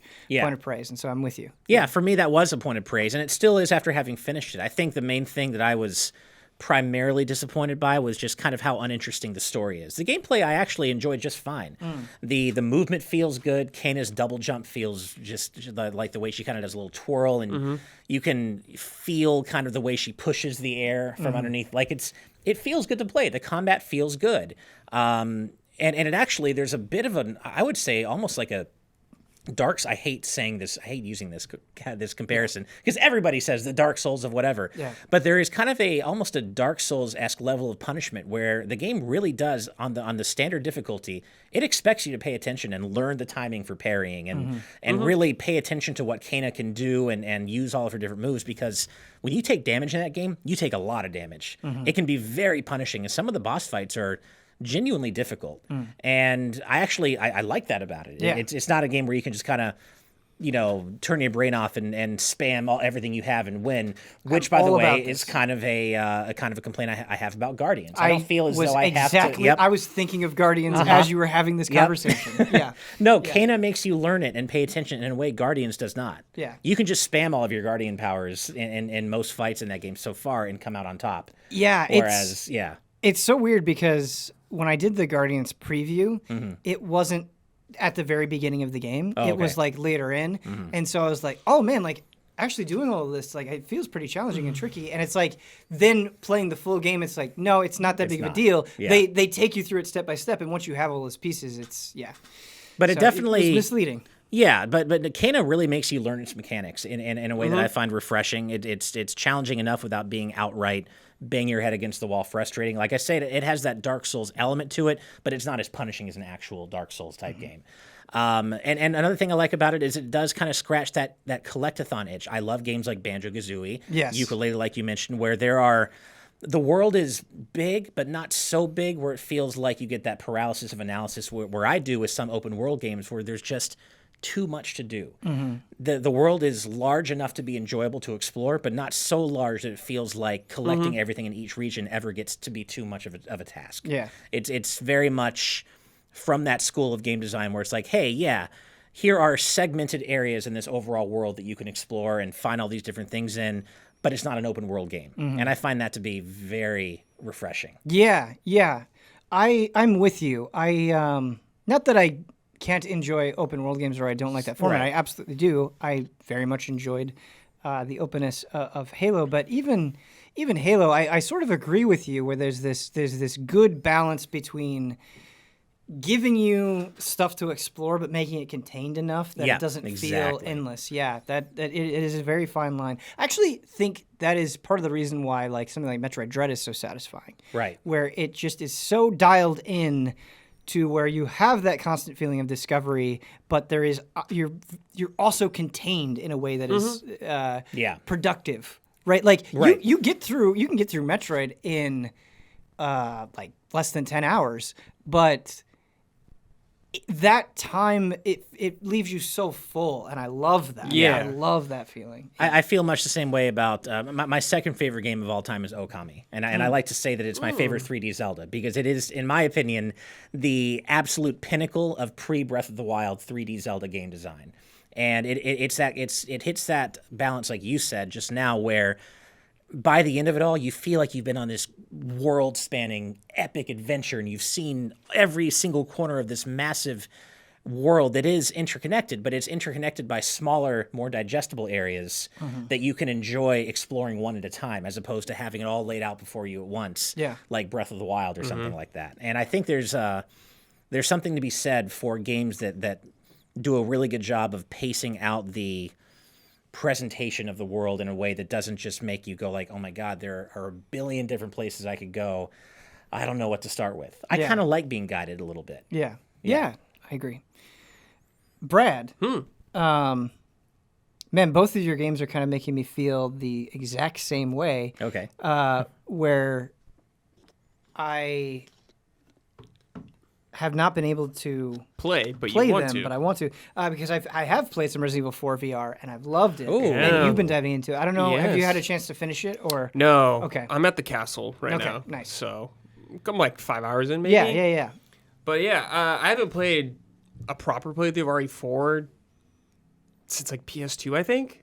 Oh, okay. So it's been a long time since Wow. I beat the shit out of this game when it came out on GameCube. Yeah, I just replayed it like a couple months ago. Yeah, so I'm, it's I'm nice. yeah. It's been a long time for me, so I like forget a lot of things, which has been Nice. great. But just playing this game in VR, man, has been quite an experience. It's pretty. It seems It's like it would pretty be nuts. awesome. It is pretty awesome. Oh, I yeah. want to try it. Yeah. Like, I booted it up for like the first hour, and I was like, "This is cool," but I'm not like super hooked yet. Okay. But then there's this moment that was the aha moment for me in this game. Is there was a part where I had like someone on the ground. I had a knife in my left hand Yeah. and my gun in my right hand. I was cutting some dude while he's on the ground. Then I was shooting another at the same time. I'm like, this is the kind of shit that I want out of this game. Something I Yep. could not do in the original. Yeah. And it's just changed the game completely for me. That's cool. Another sick thing about it is the immersive mode. I'm sure you've messed with this. Is like how it's laid out, how you access everything. So you have your main weapon, your pistol or whatever, and then you have like a secondary weapon, which is like your shotgun or your sniper rifle. The pistol is on your hip, and you actually reach for it and you pull it out. I don't know if I did immersive mode or if I So did the this other is mode. like when you're standing up. Oh, okay. I play mostly standing up. Okay. I've only played sitting down. That's interesting. Okay. And you have your ammo pouch on like your left hip, so you like reach to it, you pull the clip out, you like put it in the gun, you cock it. You're like your heavier weapons on your back, you pull that out. You got your shotgun, you shoot it, you like actually do that, and you put like a shell in great. it. It's just super sick. Yes. Just doing these small things that make a world of difference, and Right. Oh, that's moving cool. around and being able to like turn back and like shoot while I'm still moving forward. Just stuff you could not do in the original game has been really awesome. Yeah. In my experience with it, you kind of mentioned about doing the different actions with the guns, and something that I find like VR games can struggle with, even Half-Life Alyx, I think, did struggle with this, is that like they'll have you do an action like with a shotgun and reloading it, and it's like, okay, this works like 80% of the time, or like less That's than like that. the sniper rifle for me. Okay. It's a little wonky, and I wish it was a little better. Okay, because in my experience so far, I feel like things in terms of controls, it was really well thought out, and things made sense to the point where I wasn't constantly fighting with it. Yeah, there's definitely a learning period where you're still kind of like, sure. fumbling, but Sure. once you dial in, it's pretty sick. It's pretty Yeah. seamless, and like, it's something you think about a lot more. Like, this was definitely happening in Alex. Alex is very like this. Like, the act of reloading your weapon is such a bigger deal. Yeah. Compared to the original RE4, you know, you just shoot and you push like B, and it's just like Leon does it really fast. Yeah. This time I'm like, I gotta do it in this one moment. Like, Right. gotta pull this grenade off my chest and throw it properly and not hit Ashley or something. It's been wonderful. Yeah. Yeah. It's so cool because like you have the familiarity of RE4, and Right. obviously you know RE4 is a masterpiece of a game, but like the playing it in VR does this wonderful thing where it feels both familiar in the way that you want it to feel familiar, but it also feels New. brand new. Yeah. Well, just being able to like look around an area feels completely different than when I played on Yeah. the original one. Like Yeah. where I was in an area, there was like the tram things that goes down that you ride on, you shoot guys off, Yep, and yep, the yep. castles in the background, and like just the scope of being able to look down and see like really far down and like seeing the castle so far away. Yeah, it's cool. been crazy. Like selling VR to people who haven't played VR is like always harder, but Right. it's been really fun. Yeah, no, you're definitely making me realize like because RE4 is just such a tightly paced game, and you kind of get in this mindset, and it controls so tight that like you reach this point where you're just like, oh, okay, there's a barrel there, hit it, pick up the thing, Yeah. shoot the guy. You just kind of go, right? You Yeah. get tuned to that, and in VR. I've had more of an appreciation for like, oh, this like little shack. Like I'm looking around it. Yep. I feel more appreciative of the atmosphere Yeah, in a way that definitely. is super nice. That's yeah. what's been sick about it, because like I played That's so cool. the original to death back in the day, so just getting this new view, it feels like a different game. Yeah. And yeah, I think they made decisions that make sense without going too far. Like it's neat that you like when you go up to the typewriter, you actually like type on I the do like keys that. in And it. Yeah. like they don't go too crazy with the QTEs and stuff like that. And if there are some, they're super easy. You know, you like do this or whatever, and that's about it. How do you feel about it kind of taking you out of the first person for QTs and stuff like that? It doesn't really bother me that much, honestly, because like I don't know if I'd want to even do that in first person. Yeah, like the Krauser fight in first person would be super weird. I really want to. Oh man, I want to see what the Krauser fight is like. Yeah. It's just a cutscene, I think. No, but like doing that fight. Yes, but it's so like crazy the shit they do in the cutscene. Like doing that actually would be super weird. Right, Like, that sure, would be, sure. Yeah. It would lose a lot of it, I guess, because it is a spectacle, that whole thing. Mm-hmm. Imagine I see what you're saying. Imagine a VR version of Metal Gear Solid Twin Snakes, where Snake is, hopping off missiles and doing all this ridiculous stuff. But from a first-person perspective, that would be wild. Ash, you probably don't know this. Ben hates that game. I don't like the Twin Snakes. Oh, it's definitely that's an opinion I've heard shared a lot. It's kind of a running joke around here. I'm not really? actually. I think if you didn't play the original or love the original so much like Ben does and a lot of us do, you can look past a lot of it and you'd be like, what's the big deal? So Metal Gear Solid 1 is and has been like pretty much for ever. I definitely flirted with Dark Souls being my favorite game for a long time, but it's Metal Gear Solid 1. Oh, nice. And I hold that game in such esteem that like it's a game that I am not reasonable about. Like everybody has Totally that game where it's like, no, like Twin Snakes sucks. It's this way. It should be this way. They should be changed. Yeah. So I realize my own ridiculously with it, but MGS1 is the one that's close to the best. I gotcha. Yeah, it's like me with the Star Wars special editions. It's like this is bullshit. I don't want this. Yeah. That is just definitively bullshit, though. Yeah. But it's like same feeling. Yeah. Because there's people that grew up watching those, and they're like, "What's wrong with it?" Okay. Right. I gotcha. They're not invited on the show. I'm kidding. Yeah. You better be careful. No. Yeah, the Twin Snakes is kind of a running joke. Yeah, but I should revisit it. I hope so. This is on Quest 2 only right now. I hope down the line it comes to PSVR or whatever the hell they're doing and other things because it's really great. Yeah, and I really love it. And if you're a Resident Evil fan, it's a no-brainer. Yeah, absolutely. If you are a Resident Evil fan, and you have the chance to do this completely. Yeah. I've got to see that movie.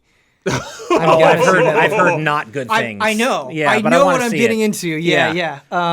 Bad. But you can have a good time. I'm gonna have a good time. I think I'm gonna have a good time. I love movies exactly like that. Okay. It's not great. Yeah. But you can have fun. Yeah. I watched it with Mike in a movie theater and we had fun. Yeah. But it's nice. That's awesome. I don't have a ton of experience with it, but in the little that I have played the Quest 2, I've actually been pretty impressed with it as a platform, just in terms of just visual quality and how things feel. What was your take on it? Oh, yeah. In comparison to other VR Yeah, devices? I mean, my experience with VR is... What did we have before we had the Oculus, not before Quest or whatever. It was the wired one. We had that. Yeah, we have an Index. We have an Index, which is good. I like Valve Index, and I played a lot of PSVR, and I think it's good. It's obviously there's no cables, so it's really cool. You know, it's just free. I definitely did the thing where I tried to move my fingers like I did Alex. That too. I did that too. And I was like, oh man. Yeah. But it's like not that big of a deal for me yet. Yeah. But I do miss that. But it's been pretty sweet so far. Like, I don't want to buy one because I just don't want another VR thing. But if you like Resident Evil 4, it's pretty damn good. It's pretty sick. It's funny because like I haven't even, and this is coming from me, right? I'm not known for I'm not wise with money, but with all of that said, I haven't even played that much of Resident Evil 4 VR. And if somebody were to, if you are a gigantic Resident Evil fan, like gigantic, I mean, like you love the series and you have the ability to play it, you should. Yeah. That sounds great. Yeah. You guys talking about this just reminded me. I'm still kind of wrapping my head around this whole new world that's now open to me, having a good PC that I'm about to set up. It's the best world. And I didn't even think about the fact that I can now finally play VR on something that isn't PlayStation VR because I didn't want to add like 20 wires to my setup. But VR has always been a huge blind spot for me as a Mac user. Yeah. Because, I'm on a Mac. Right. It doesn't, it's not very supported. But I'm now realizing that the whole VR blind spot I have is now going to be, I need to get a set, of course. Yeah. But it's now going to be something I can explore. And to date, the only games I played in VR are Res Infinite. Actually, the only one is Res Infinite on a PS4 Pro, which was amazing. Yeah. incredible, but it made me want to play more VR. You have to play Half-Life Alex. I've heard really good things. You have to play Astrobot. You'll really like Astrobot. But what if I have an aversion to like head crabs hitting me in first person? Should I still play it? It's hard for me to Just answer that shoot 'em. question. Shoot 'em, okay. Because it's terrifying. Like It is- I was terrified in Metroid Prime when Okay. the Metroids, get on Samus's visor. That As somebody messed who me up. has intense arachnophobia, Same. Okay, I do too. I don't want to like have you do something because it's funny because like I enjoy being scared, right? But there's this fine line There's certain between like levels. and if you have a legit phobia of something that it makes you uncomfortable, like obviously I don't want to do that here. That's And me and spiders. Yeah. yeah, no, it's hard because there are moments in Alex that are freaky, but if you can handle it, they're also incredible. That game's Okay. really Yeah, good. so I'm. It was our 2019 game of the year. Oh, okay. Yeah. Nice. So 2020. 2020? 2020. I have lost all Okay. concept of time. Last year was weird. Yeah, sure was. But I will say this: the quest is super convenient, and that's really Yes, cool. yes. It's like Nice. it's like the best way to show off VR to someone who doesn't have who's like Yes. never seen VR because Okay. it's just like no wires. You just put it Yes. on their head. Just, boop. There you go. It's Oh, that's cool. it has solved a lot of the problems that I Yeah. had previously with VR. Because we were talking about it. I don't know if we talked about it on air or not, but there were times with PlayStation VR where it's like Such I a don't hassle. want to do this because I don't want to like drag all the stuff. Yeah, Same with yeah, Index. same thing. That was why I never picked one Like- up. I'm hoping PSVR 2. There's is some a sick little bit games more. on PSVR, but like I won't argue that it was a pain in the ass. Yeah, like yeah. Astrobot was sick. I want to play Star Wars Astrobot. Squadrons You would- VR you was would love- Playroom was amazing. dude. Star Wars Squadrons VR was so sick. I still haven't done loved that. it. I got to Oh, do man. it. Yeah. That sounds awesome. Cool. The last thing I want to talk about is this is just going to be a brief one because it's been a while since I've played it. But I was like, oh, I should mention this, and I have not been playing it as much of it as I would like. But I have really enjoyed the Animal Crossing update and the little that I've messed around with. Nice. The paid expansion and Animal Crossing New Horizons was a game that I got so much joy out of, and my wife loved it, which is awesome, and that's something that we've kind of shared together. But it was a game that we really got frustrated with, where it's like, we love this game, but we want more to do, and why isn't this there and why isn't that there? And I feel like with this update, not that it's like has solved everything, right? But it's felt substantial in a way where like they've finally added gyroids. They've made it so you can build these co-ops and you can get people in and you don't have to wait for them. Oh my and it's God, just, really? yeah, it's just like there's so many things that it's done where I feel like in terms of convenience, it's made a lot of things more convenient and it's added more to do in the sense that like maybe any one of those things on their own isn't incredible, but mixed in with all of the other stuff in Animal Crossing, it's finally reached a point where I'm like getting that like, oh, this is a new discovery, this is a new discovery. And I feel like when I log in, it's like I have this pretty long checklist of things that I want to accomplish, Cool. and I love That's that. cool. And so it's kind of reignited that joy of Animal Crossing. Nice. And the Vacation Home DLC, I've only designed one so far, but I took such joy because I was talking about this with my wife, and I was like, something that is both satisfying and frustrating with Animal Crossing is you'll get like a piece of furniture or something, right? And you'll be like, I want to make this theme in this room of my house. And you'll be so in love with the idea, but you won't quite have what you need to pull it off, right? And so you'll have this like frustration of like it's not quite complete, and of course that makes it satisfying when you do actually get something that fits in there. But what's nice about designing these vacation homes, it's like I have everything I need, and now I can just spend the time making it look exactly as I want to. And so it provides this avenue of like completing a design thing if you're into that in a way that is great, and also just seeing these wonderful dumb little villagers, like their faces light up. It definitely gives you a nice wholesome sense of satisfaction. Sure, yeah. And so I don't have a ton to say about it, unfortunately, but I did just want to bring it up. I've been thinking about coming back to this game and trying it. Yeah. Because I have the Switch Online thing because I'm stupid and I wanted to play in 64 games. Yep, same. And Same. like, Yeah. But got I played family plan, I though. played Animal Crossing for like a week or two when it came out. Okay. And I was just like, it's not doing it for me. So what's awesome with you is not only is there stuff in this update that will be brand new to you, but there's stuff in other updates I don't think you've seen that'll be I have new to you. not seen a lot in this game. Yeah, and so Brad, I think you'll come back and it'll be a whole new world. Yeah, I think I would get bored in Animal Crossing. Yeah, I think do I just too. wanted more from it. Like, I was kind of disappointed how much stuff you couldn't actually interact with in a meaningful way. Yeah, that's super fair.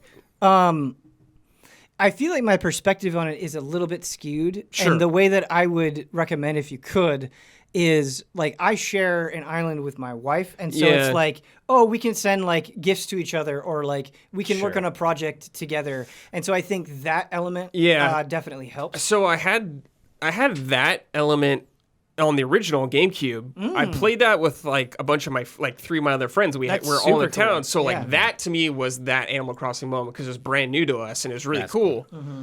But just like I've come back over time and I'm just kind of wanting more from it. But I think I just need to look at the game in a different way. Yeah. Animal Crossing can fit. It's if you kind of make Animal Crossing like your game, it can be very frustrating. Where like you kind of get in that mindset, right? And I love like accomplishing things in games or checking things off a list. I can get into this mode where I'm like, that's so satisfying. And Animal Crossing purposely keeps you at arm's length, right? Where it's like, okay, you paid us money to do this thing. Now you have to wait an entire day or two for this thing to actually happen. Or I think it's just a day, whatever it is. But if you kind of make it this game where you're like, I'm just going to zone out and chill, there's no better candidate, right? So, like, if you play a match of Halo and it's super shitty, go into Animal Crossing. And even, what's nice about Animal Crossing is I feel like it is so directionless that you can kind of make your own time. Where it's like, I'm just going to play for 15 minutes and see what's in the store. Like, that can be fun, too. Yeah. Yeah, I think for me, I just like I respect the hell out of Animal Crossing as a series, and there's a reason it's so beloved. But I just I feel like I kind of got my fill in the handheld entries. I played a lot of Wild World and I played a lot of New Leaf, and I just feel like I've gotten my fill. And unfortunately, one of my first experiences with New Horizons was at a PAX preview event, and Animal Crossing is not a game that demos well. It's just not the kind of game that ever demos well, right? Especially when you have, a Nintendo rep basically guiding you through the very small number of things you're allowed to do in a demo anyway. Yeah. And it's just not a great demo game, but I played a little bit of New Horizons, and I'm just like, you know what? I'm so glad this exists for people who still can't get enough Animal Crossing, but I just kind of feel like I've had my fill. I get that. That's just kind of where I'm at with it. Yeah, I go in phases with stuff like that. Like I feel like I've had that mentality with Mario Kart before. Sure. Where it's like I've done this, but at the same time, I was just playing Mario Kart 8 Deluxe recently, and it's like, that game is so good. It's still good. I just Yeah.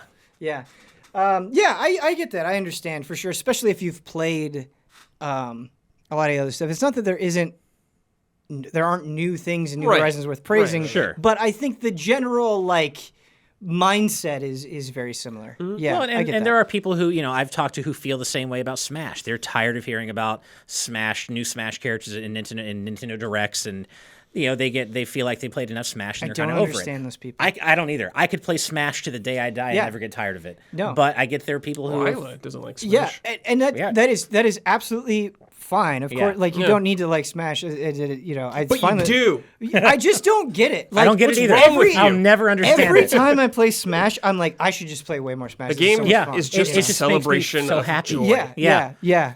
It's one of those things one of those very rare things that as an adult, it hasn't lost any of its luster for me ever since it did as a kid when Smash 64 came out. Yeah. Like my reaction to Sora getting into Smash was like I popped off. I was screaming. I was so happy. And it's the rare game that can make me pop off like that as an adult. And Smash still has that total purity for me, as that kind of wide-eyed, how cool is that Mega Man Final Smash? And Mega Man's trailer. Mega Man's trailer, that's just one of those few games that still has the ability to make me feel like a kid on Christmas morning. Well, and they bring it, man. Like, think about all of the cool characters they've added over the passes. Yeah.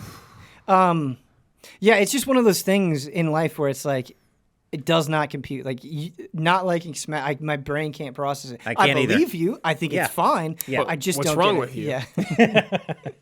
Making me think of that Reggie clip. What's wrong with you? Yeah. What's wrong? With There was you mentioned the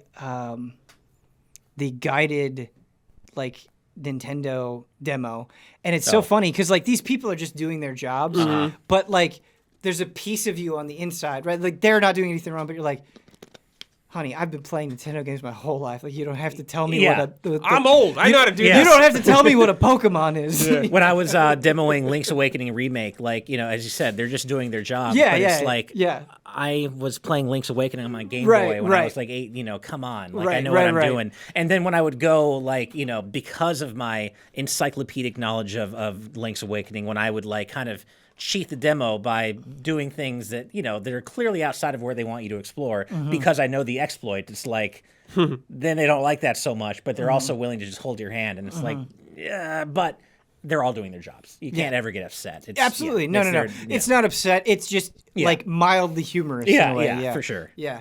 I've been meaning to ask this like this whole episode. Is that a Final Fantasy VIII necklace? It's a Final Fantasy X necklace. 10. Oh, it was Okay. it was Why was I reversed, thinking but yeah. 8? Yes. Because he has the Lionheart one. Yeah. And I used to have that one. I Okay. used to have that one, and I had a Sora crown necklace as well.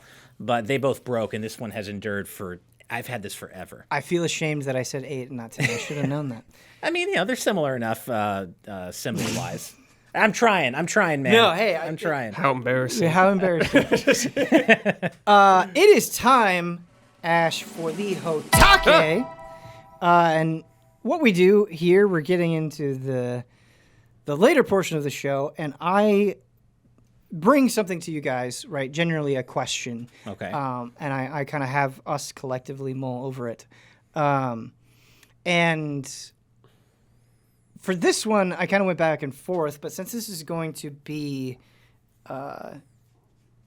it's kind of like an end of the year episode. I was thinking to myself, how are you going to remember gaming in 2021? Because I was thinking about it and I was like, this is kind of a weird year where Right. I've played a ton of things that I've really enjoyed.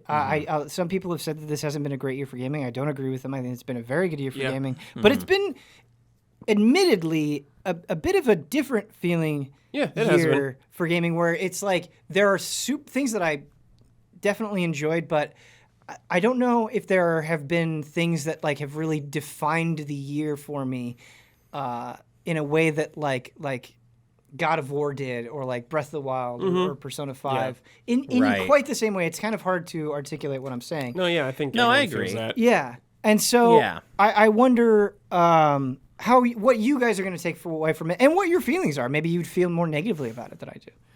Oh, I feel Man. good about this year. There's a lot of great stuff. I played a lot of rad stuff. There has not been like that moment of this game I've been waiting like 5 years for that finally happened. Like last year was Final Fantasy VII Remake for me. where Right. like, it's time, baby. Yeah, that's kind of that. There's been no huge tentpole release for me on the level of something like FF7 Remake or Smash Ultimate or something where it's like that is the year of this specific game. I certainly have my favorite games that I played this year, as I mentioned, Ratchet and Clank, Metroid Dread. But this has been kind of like not an off year, because as you were just saying, there's been a lot of great stuff to play this year, and I don't feel bad about 2021 as a year of gaming. Right. But I think any shortcomings I feel are probably more due to my own filter. I've struggled a lot with my mental health this year, so I think for me, this year has been kind of focused on pandemic recovery and kind of just like getting back to some sense of normalcy. And it hasn't necessarily been as heavily defined by the specific games I played. Sure. Also, I've been in the midst of running and starting Good Vibes Gaming. And as a fledgling channel and fledgling business, that obviously takes a lot of focus away from just playing games. Yeah, right? of It's course, like, it takes a lot of focus, just the administrative part of just building a community and building a channel. Yeah. So for me, I think a lot of my 2021 has been focused on things that are kind of ancillary to my core gaming. Because I don't feel as though I've had as much time as I normally would to focus on just the gaming part of gaming. It's been more building this channel and, kind of navigating my mental health as it relates to the pandemic and such. But with that said, I have played a ton of great games this year. and I don't feel bad about I don't feel bad about gaming in 2021. It's just kind of, it does lack that kind of tentpole release. But I guess the closest one for me would have been Metroid Dread, and I was not in any way disappointed whatsoever by that game. I loved it. Are you a No More Heroes guy?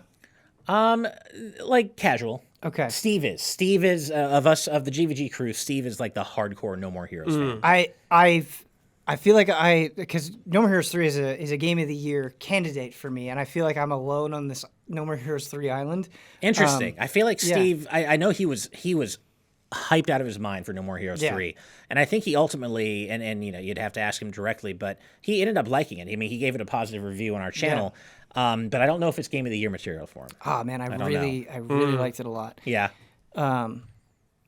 But I have not seen that opinion, I feel like, widely reflected. So it might just be a me thing. I don't know. But talking about Metroid Dread, another one for me that is absolutely no question a Game of the Year candidate. Loved that game. I feel like what is interesting with doing this job and evaluating games and doing Game of the Year, you have so many games that I feel like are great and deserve a ton of praise and get recognition in the moment.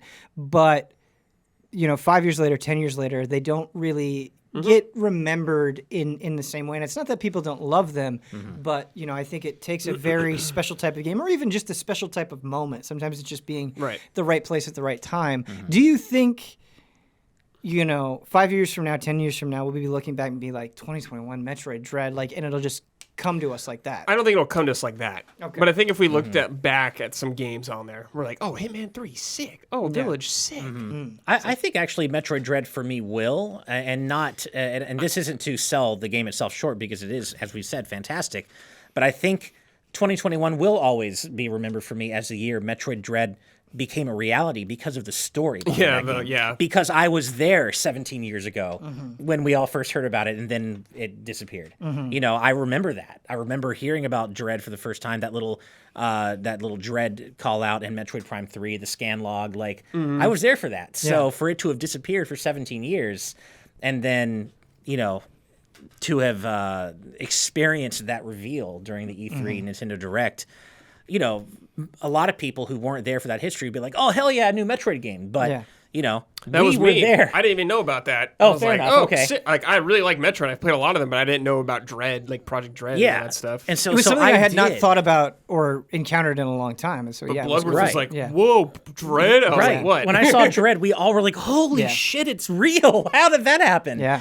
And there aren't that many games with such a long and storied, twisty-turny history that, I think the only thing that could maybe compare to me in terms of something that once existed and then unfortunately disappeared was Mega Man Legends 3. And that if that ever happened, that would be I would remember that year as the year of Mega Man Legends 3. Right. In the same way that I do think I'm going to remember 2021 as the year of Metroid Dread and the year of Sora getting into Smash. That's what it is. That's what it's going to be for me.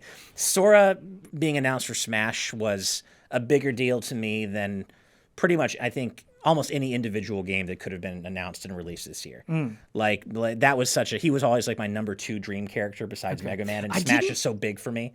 Obviously we've talked a lot about Mega Man. I did not realize you were such a big Kingdom Hearts fan. That's cool. Oh, I am a massive Kingdom Hearts fan. very I love cool. anime. I mean, I love What anime a great as hell way to things. summarize True. that. Yeah. That's the thing is, Kingdom Hearts is the animeest anime thing that ever animated. Yeah. Right? You can't. Yeah, it's definitely. just, and I love that about it. Yeah, absolutely. No, I'm a huge Kingdom Hearts guy. Cool. Thinking about it, it's interesting because I've definitely given a lot of 9s this year, and it's I feel like I've played a lot of things that have reached this really high level of excellence. I think Psychonauts 2 is great. I think Metroid Dread is great. Shin Megami Tensei 5, fantastic. All of this stuff, but it kind of gets into that problem where I think there are a good number of things that have reached this level of quality, but I'm not necessarily sure which one is the best out of all. That's kind of how I'm feeling. Yeah. It's hard. Yeah.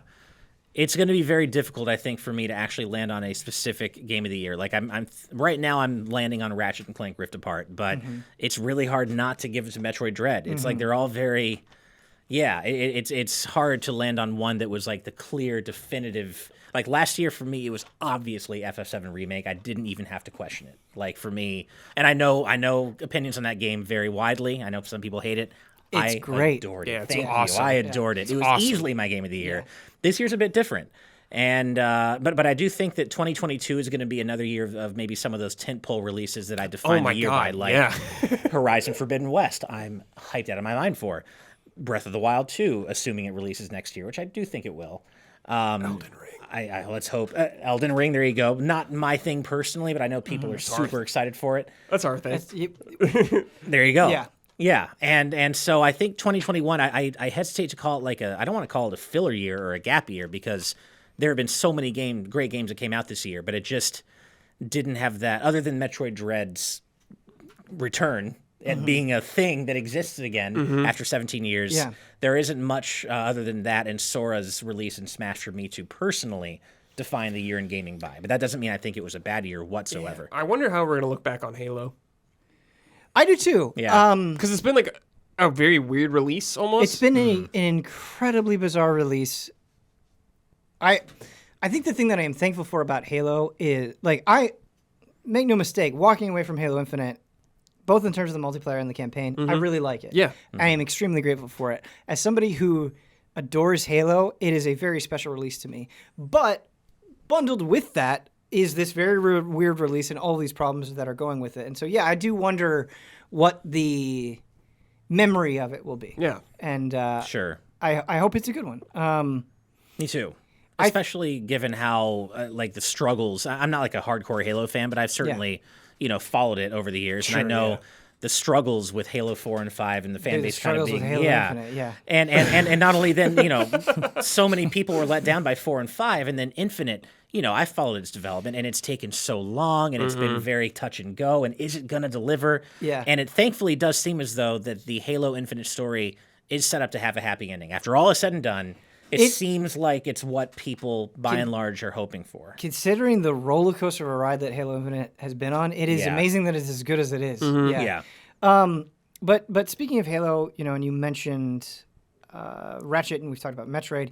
I actually think, really, if you look at it collectively, it's kind of the year of returns, right? Because you have all of these sequels where you haven't had a direct sequel in a very long time. Psychonauts. Right? Psychonauts.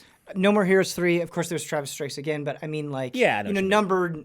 You get what I'm saying. Yeah. Metroid, Ratchet and Clank. Yeah. Metroid, Ratchet and Clank, Halo. Right. Shin Megami Tensei 5, right? So, yeah, I think it's kind of nice because I can look at all of those and be like, yeah, those were all good. You haven't really had that one that was like this colossal disappointment. Right. Right. And so that's good. That's always nice to see. Sick games like Returnal. Yeah, Returnal, right? I love Death's Door. Guardians of the Galaxy, which was a nice surprise. Last night or the night before I bought Death's Door. Yeah, Huber 100%ed it. Nice. Good stuff. Send me a picture. I think the other thing that I'll probably, like, in hindsight, remember or recognize 2020 in gaming for is the year that PlayStation and Xbox both really doubled down on their increasingly divergent approaches to hardware. Yeah. PlayStation is still going with that traditional hardware-based generational model, whereas Xbox is very much, hey, yeah, would love you to buy an Xbox, but really we're more of a service subscription-based model now, and you can have Game Pass on Xbox if you want it. You can have it on PC. You can play it via the cloud on your phone or whatever if you want.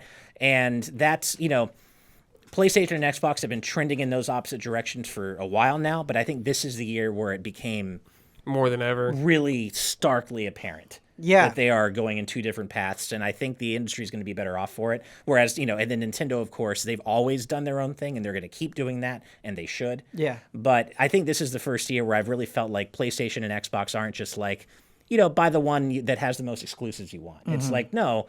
You have to really think about this in terms of PlayStation's kind of going with that generational hardware model, and Xbox is more of a subscription service model. Yeah. And that's interesting to me. I'm really glad you brought up the divergent approaches between PlayStation and Xbox, because I would say the last year, maybe last 2 years, because I've always enjoyed Xbox. I've been with Xbox since the original one, but I feel, and this sounds so gross to say, but it's true, I feel better about and I enjoy just Xbox as a platform, as a brand right now in this moment more than I have in a while. And I think that's because of big things like Halo, of course, and Forza. I really love Forza Horizon 5. I have to play Forza Horizon 5. It is fantastic. I want to so It badly. does not matter. Whether you're super into racing games and cars or not, it transcends all of that. It's just a spectacular I'm a big game. arcade racers guy, so Yes. I've never been into motorsport, but I'm like into it. Horizon. Yeah. There's a big Ridge Racer shaped hole in my heart right now. You You have to play it. It is definitely fantastic. But it's also little things like I'm big. I play a lot of stuff on PC, and just with the nature of this job and just like having a wife and wanting to play games together on the TV, being able to bounce from my computer monitor to my Xbox with zero issue has been awesome. That's cool. The fact that all first-party games are on Game Pass. Like Xbox Game Pass on PC is so huge. It on Xbox is so huge. Even things like Quick Resume. Like there's been like a bunch of kind of minor things on their own that I think have added up to being like, okay, your vision is really coming together, and I think is really strong right now in a way that I super appreciate. Although I will say, the Xbox Series X controller burns through AA batteries like nobody's business. I feel like, it is. I got the recharge one. Okay. Yeah, I it's funny. I have a recharge one too, but it's like using batteries. Yeah, it's a little. I need another one of those. Yeah. That's funny because, like on the other hand, I would cite the DualSense as one of the biggest selling points for me for the PS5. Even though the battery life could be better for sure, but that for me, more than anything else, when I got my PS5, that was my next gen moment. When I played Astro's Playroom and I felt those adaptive triggers for the first time, and I felt I like to call it 4K rumble because it's like a step above the Switch's HD rumble. Yeah. When I first felt that, I'm like, okay, this feels like a difference to me. Yeah. This is, yeah. Yeah, it's weird. I initially had that response to it as well, but then there was a frame trap not that long ago, like 2 or 3 episodes ago, maybe more than that, where Huber was like, I think the DualSense is kind of overrated. And I was like, yeah, I think I agree with you. And so don't get me wrong. I do think it is a good controller. And I don't know if it's the battery life or what it is, but I haven't, that initial sense of wonder, I think with the feedback has say you totally get that faded. Just from first party games used really well. Yeah. Like the DualSense. Like I remember when I played Demon Souls, like even just like a small thing of lighting up your sword on fire. Yeah. And like I felt it through the controller. That's cool. The way Returnal uses it is sick. sick. I think Returnal uses it great really well. Yeah. Same thing with Ratchet. Ratchet uses it very well. But it's definitely something where you get, your mileage may vary with third party games. Like, Kena uses it, but not that much. Same thing with Guardians of the Galaxy. It's definitely not something where you're going to get the same amount of like support, right? Yeah. Sure, for sure. Are we ready for some emails? Yeah. Right. I really like the emails that came in for this episode. First one, a bit of a long one, is from Michael. We're going to be talking about shooters. Very shooter-heavy episode. That's okay. Hello, Ben and the Allies. I've recently been thinking about the natural evolution of multiplayer shooters due to the recent releases of Halo Infinite and Battlefield 2042. I find multiplayer shooters are becoming more and more homogenized. For example, controls, movement, and speed, game modes, and battle pass progression are all nearly identical across the genre. Even small things are the same, like the group shot of your party or the best squad at the end of every match. That is very true. Yeah. For better or worse, these games are easier to pick up and play, but they don't feel very different from one another. I don't agree with that. Okay. I see where you're coming from, but I do think they feel... Yeah, I think they all feel pretty different from each other. In the past, I loved how Call of Duty 4 felt different from Halo 3, which felt different from Warhawk, all of which are multiplayer shooters released in 2007. So I began thinking about how multiplayer shooters can have that differentiation again. Personally, I think there needs to be a greater diversity in game modes and match pace. Battlefield, Halo, COD, Apex, and other games have similar movements with snappy sliding, hurdling, and aiming down the sights, which makes match pace and movement feel nearly identical. A jump in Halo Infinite isn't all that different from a jump in COD. Disagree. Oh, yeah. Really? I really disagree with that. But in 2007, a jump in Halo 3 felt slow and floaty compared to COD 4's heavy small jump. In this...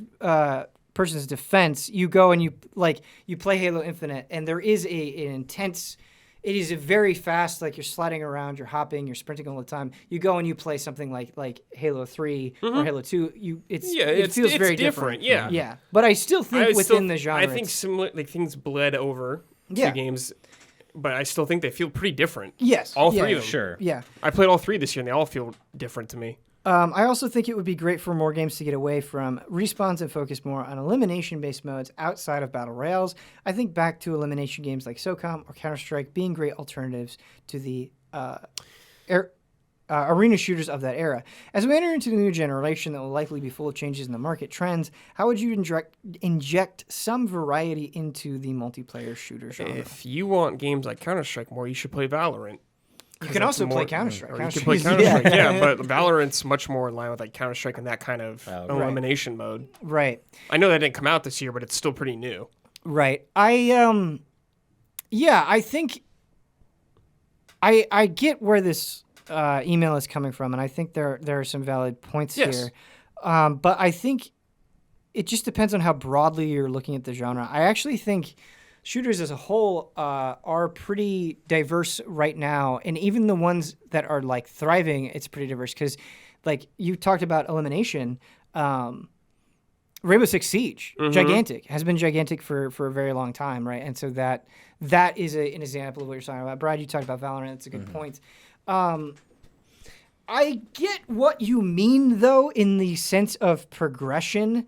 Battle Pass. Yeah, I think. There you can come up with this huge list of shooters, and it's like, oh God, what do I have to do to grind this out? And so that feeling that I think you're trying to describe, that sameness, does exist where it's like, okay, what is the monetization here? How committed am I to this? Am I missing out? Like all of these emotions that you have to wrestle with, it can get pretty annoying. And so I get that. And I do think that all of them having that can definitely contribute to the feeling. Like I'm looking at Apex Legends here, and it's like, oh man, I would love to jump back into that, but I've missed so much. Like, would I even understand what's going on? And so I do think that there is this barrier that games of the past didn't have in the same way. Yeah, and games are also a long-term thing now. Like, you're not getting Halo 2 to Halo 3, like, a couple years of gaps. Like, you're not going to get Apex Legends 2 probably. And if you do, it's probably going to be a while till you get to that or something like that. It's like, these are long, ever-changing things. Right. Yeah. Like Halo Infinite's here to stay for a while. It's not going to be, there's, probably not going to be a new Halo game separately from that for, a good deal of time. There's not a whole lot I can say to this question because I don't play a lot of shooters myself, straight up. Like the last Call of Duty I played with any sort of regularity was the original COD4. I dabbled briefly in Infinite Warfare, but like, my thoughts on the differences between shooters stem very much from that era where I saw the Halo games of that time as being a little slower and floatier, whereas in the email, I feel the same way. COD4 had that kind of small, heavy jump that was a little faster, and so that's where I'm coming at from this because I don't play a lot of shooters. Yeah. And I only played the one round of Halo Infinite so far through Chrome where I couldn't get a feel for the movement anyway. So it's hard for me to weigh in on this, but in terms of the homogenization of like the battle pass approach, as I said before when we were talking about Halo Infinite, I've seen that approach in other service games like Fall Guys where it does feel like there's a bit of sameness to the progression. Yeah. Of games like that, and so I could see where they're coming from, but I haven't played Valorant or Apex or anything like, so I can't really. To add another layer to this conversation, there was definitely talk of people like, hey, Halo Infinite, it needs a battle royale, and it's like I'm not opposed to it getting a battle royale, but as somebody who isn't like super incredibly into battle royales, I don't think that's true, and like. I think what is so annoying is this copy and paste approach, and it's not that there can't be value or you can't do something cool with it. I actually do think you could do plenty of cool things with a Halo Infinite Battle Royale, but kind of what we were talking about in the Halo conversation, part of the reason this is fun is because it doesn't feel like Call of Duty or Battlefield or other things. It feels like Halo. Sure. And I think it kind of championing that stuff is more interesting to me. And it's also like Battle Royale came out and dominated because it felt so new and fresh and exciting. Yeah, right. And it's like, let's do that. Like, let's try new modes. Let's find that next thing. You know, I think I think sometimes it's a little depressing when it's like, what do they have? We need to have that too. It's just not. I mean, some games try like different things. Like Battlefield, this new one had like that other mode. I forgot what it's called. Yeah, but Hazard Zone. Yeah, it's like kind of Battle Royale, but it's different. It has like a little different twist on it. So like, there's some changes here and there, but yes, I agree. Like with Halo, especially, I think they needed to get the Halo core multiplayer right first. Then you can worry about Battle Royale if you want later on. Right. Well, and it's just like Halo is so loved because it has so many different modes that people would enjoy, and so it's like keep going that direction. You know? Like I don't know. Next email comes in from Ernie, who says, after getting annoyed by Halo Infinite challenges, I wanted to go back and play some Destiny 2. I saw the expansions were on sale during Black Friday and thought, good deal. It's so I feel that way too because I think just Bungie. When I playing Halo, it has made me be like, it's made me curious about Destiny again, and I think that's probably true for a lot of people. Sure.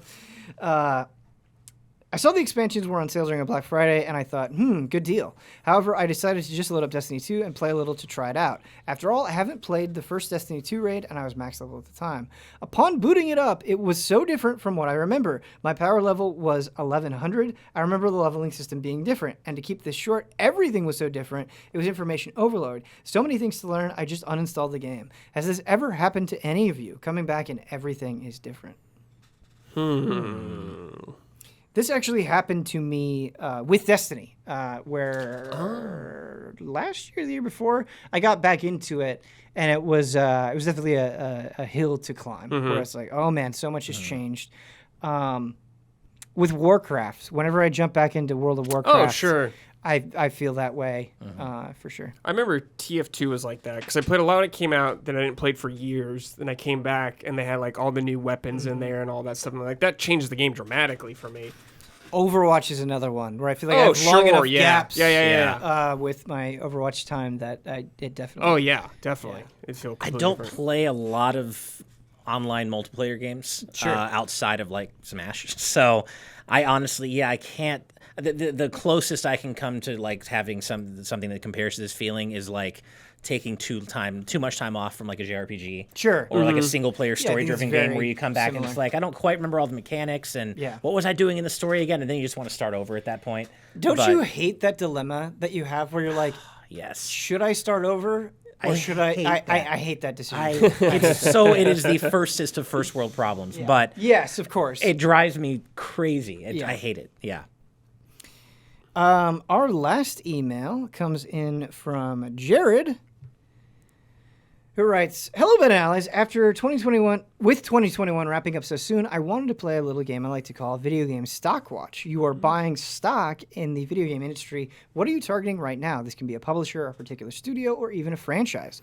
Conversely, what hypothetical stock would you sell for 2022? For me right now, I'm buying Xbox stock after the 1-2 punch of Halo and Forza, along with Game Pass. This holiday seems to have a lot of momentum going into next year."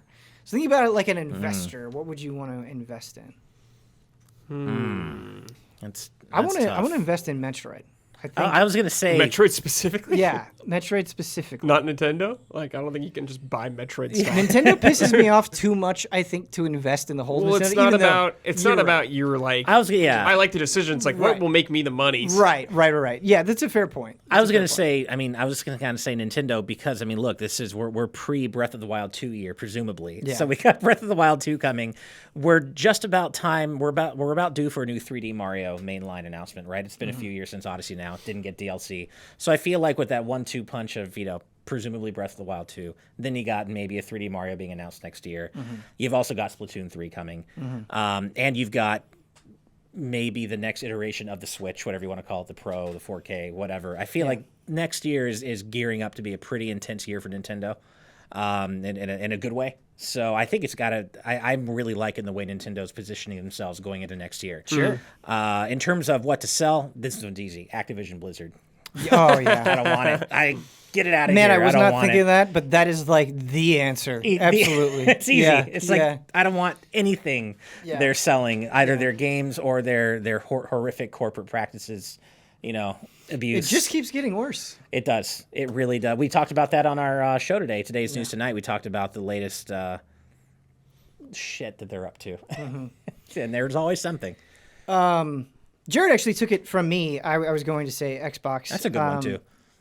I also think something that the email didn't bring up is we still have big potentials like Starfield, Fable, in the distant future, Elder Scrolls 6. And so I think there's a lot kind of going into its corner. I feel like we really haven't gotten to see all of its acquisitions play out yet, but I think the potential a lot of those are still far away. Is there. I would also just and not that Nintendo's still my answer, but I'm definitely very keen on keeping an eye on how PlayStation's going into 2022. Not just because I'm looking forward to games like Horizon and Forbidden West, but those rumors that God of War, but also those rumors that just popped up recently, I think from Bloomberg, that Sony's working on Project Spartacus. Yeah. Their Xbox Game Pass competitor. Right. Highest tier of which purportedly gives you access to hundreds of PS1 and eventually PS2 and PSP games. Sign me up for that. Bring it. Yeah, absolutely. PS3 I read was a little less. Nintendo Switch Online, please. Nintendo embarrasses themselves. Oh, with Switch Online, true. I know. That's true. Yeah. The other one that I was going to say is Final Fantasy, just because. Square? Not Square specifically. I guess I'm specifically going into franchise, but Final Fantasy, not Square as a whole, but Final Fantasy because of Endwalker, of course, but really just like Yoshi P. I have high hopes for Final Fantasy 16.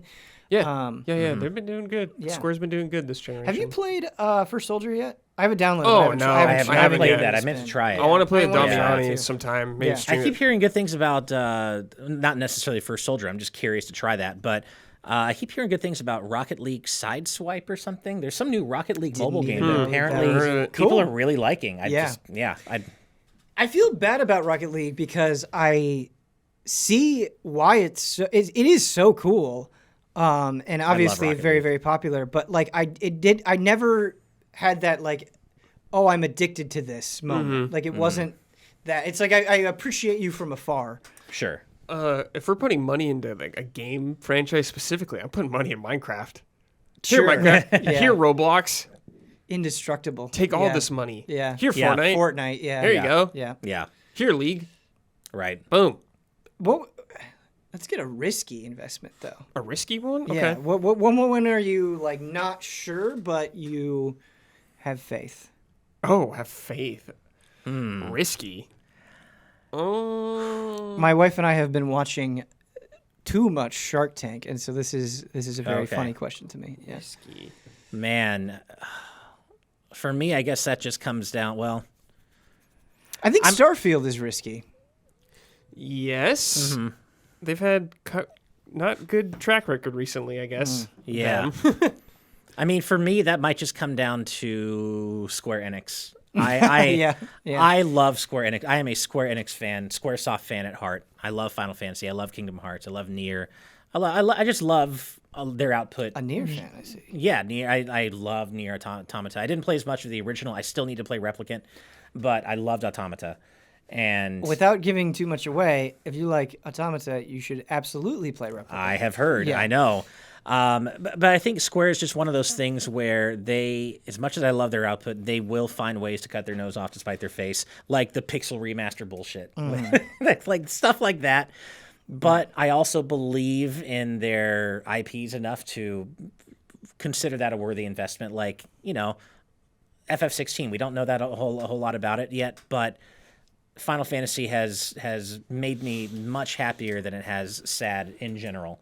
It's impressed me more than it's disappointed me. And same thing with Kingdom Hearts. I love, it's just Square Enix is just one of those things where I don't always know that I'm going to get what I want from them.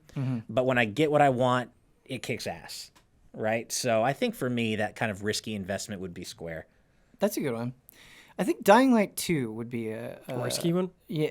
Well, I'm trying to evaluate how risky it would be. I think the time it's going to come out. There's the time it's going to come out. It suffered multiple delays. Yeah. I feel like there's been controversy in development. I really like Dying Light 1. And I hope I'm really excited for Dying Light 2. I hope it turns out. Sonic, that new Sonic game. Sonic, that's what I'm putting. there's That's a risky the risky one. investment, dude. Sonic Frontiers, Sonic right? is the riskiest investment ever. Yeah, You have no idea. So risky. You know what? No idea. Here's another one that's probably just as risky, but it could be awesome. I know Konami sucks right now, and they sucked for a while, but there have been those rumors that there's like maybe two Silent Hill games in development. One of them from a Japanese studio. I know it hurts. I know. Yeah. But Silent Hill would be a fun, risky investment. Dude. I feel like every goddamn reaction stream, I'm like, this is it. Silent Hill's going to be here. And I walk away brokenhearted. Yeah. Koei Tecmo is very risky to me. Oh, uh-huh. It's funny because, yes, I see where you're coming from, but in a way, Koei Tecmo is like also very predictable. It's both. Mm-hmm. But yeah, it's a good one. We thought that in the past about some games. We're like, yeah, they're on a good track. Then they just... Yeah. But then they're kind of like, hey. I am so excited for Stranger of Paradise. Oh my god, yeah. Because no matter did you play the demo? I played some of it. I didn't love the gameplay. I have to be honest, but I love how aggressively stupid the tone of that game is. Yeah, I actually really liked the gameplay, but that game is going to be a hot mess. Is going to be glorious. Yeah.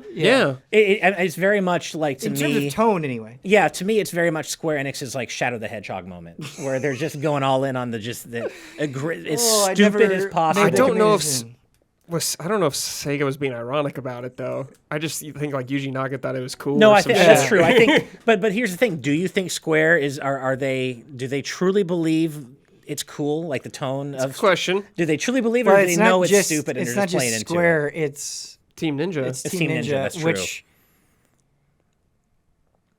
I can't decide. Wild card? I can't decide. They're a wild card. Like, I can't either. I don't know. I don't know the answer. I hope they know, because it sure seems like it. It does! I think it's one of those things where either way, it's going to be gloriously... stupid and lovable in that dumb way where it's like whether they're taking themselves seriously or not. Like Team Ninja does not get enough credit for how wonderfully stupid they can be. Yeah. I'm hoping it's like Metal Gear Rising with like Me Too. The end and everything, like Nanomachine, son. Me Too. Yeah. That's what I'm hoping for from that game. Fucking dumb and like almost fighting the president of like almost an insult to the Metal Gear franchise, like the lineage of Metal Gear, but it's so good and glorious that like it's fine. Yeah. That's what I'm hoping for from that game, for sure. Yeah. Cool.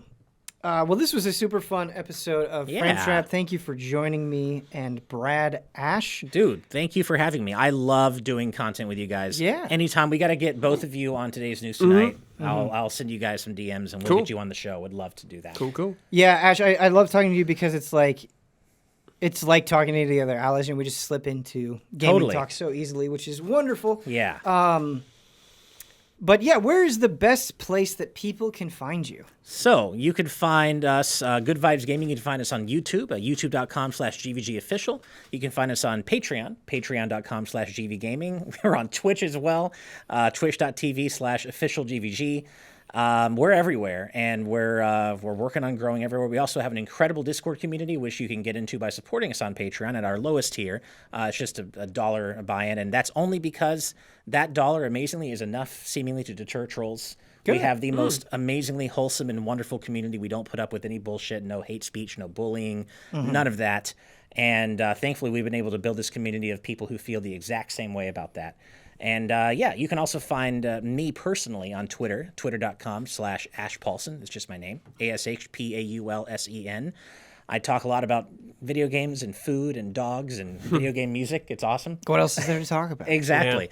But Good Vibes Gaming, we're everywhere, and we're we just started our second year, our sophomore year, and we're just trying to grow and do the damn thing and start our second year strong. So that's where you can find us. And, for those of you who enjoyed our content back at Game Explain, we do some of that kind of thing, but with our own kind of spin on it. And and we're having a good time just kind of having a little more creative control and doing our own things. But you can find me and Derek and Steve at Good Vibes Gaming now. Nice. Thank you to everybody who wrote into Frame Trap. If you would like to write in for the next episode, the email address is askeasyallies@gmail.com. Again, that is askeasyallies@gmail.com. Thank you so much for watching. Until next time.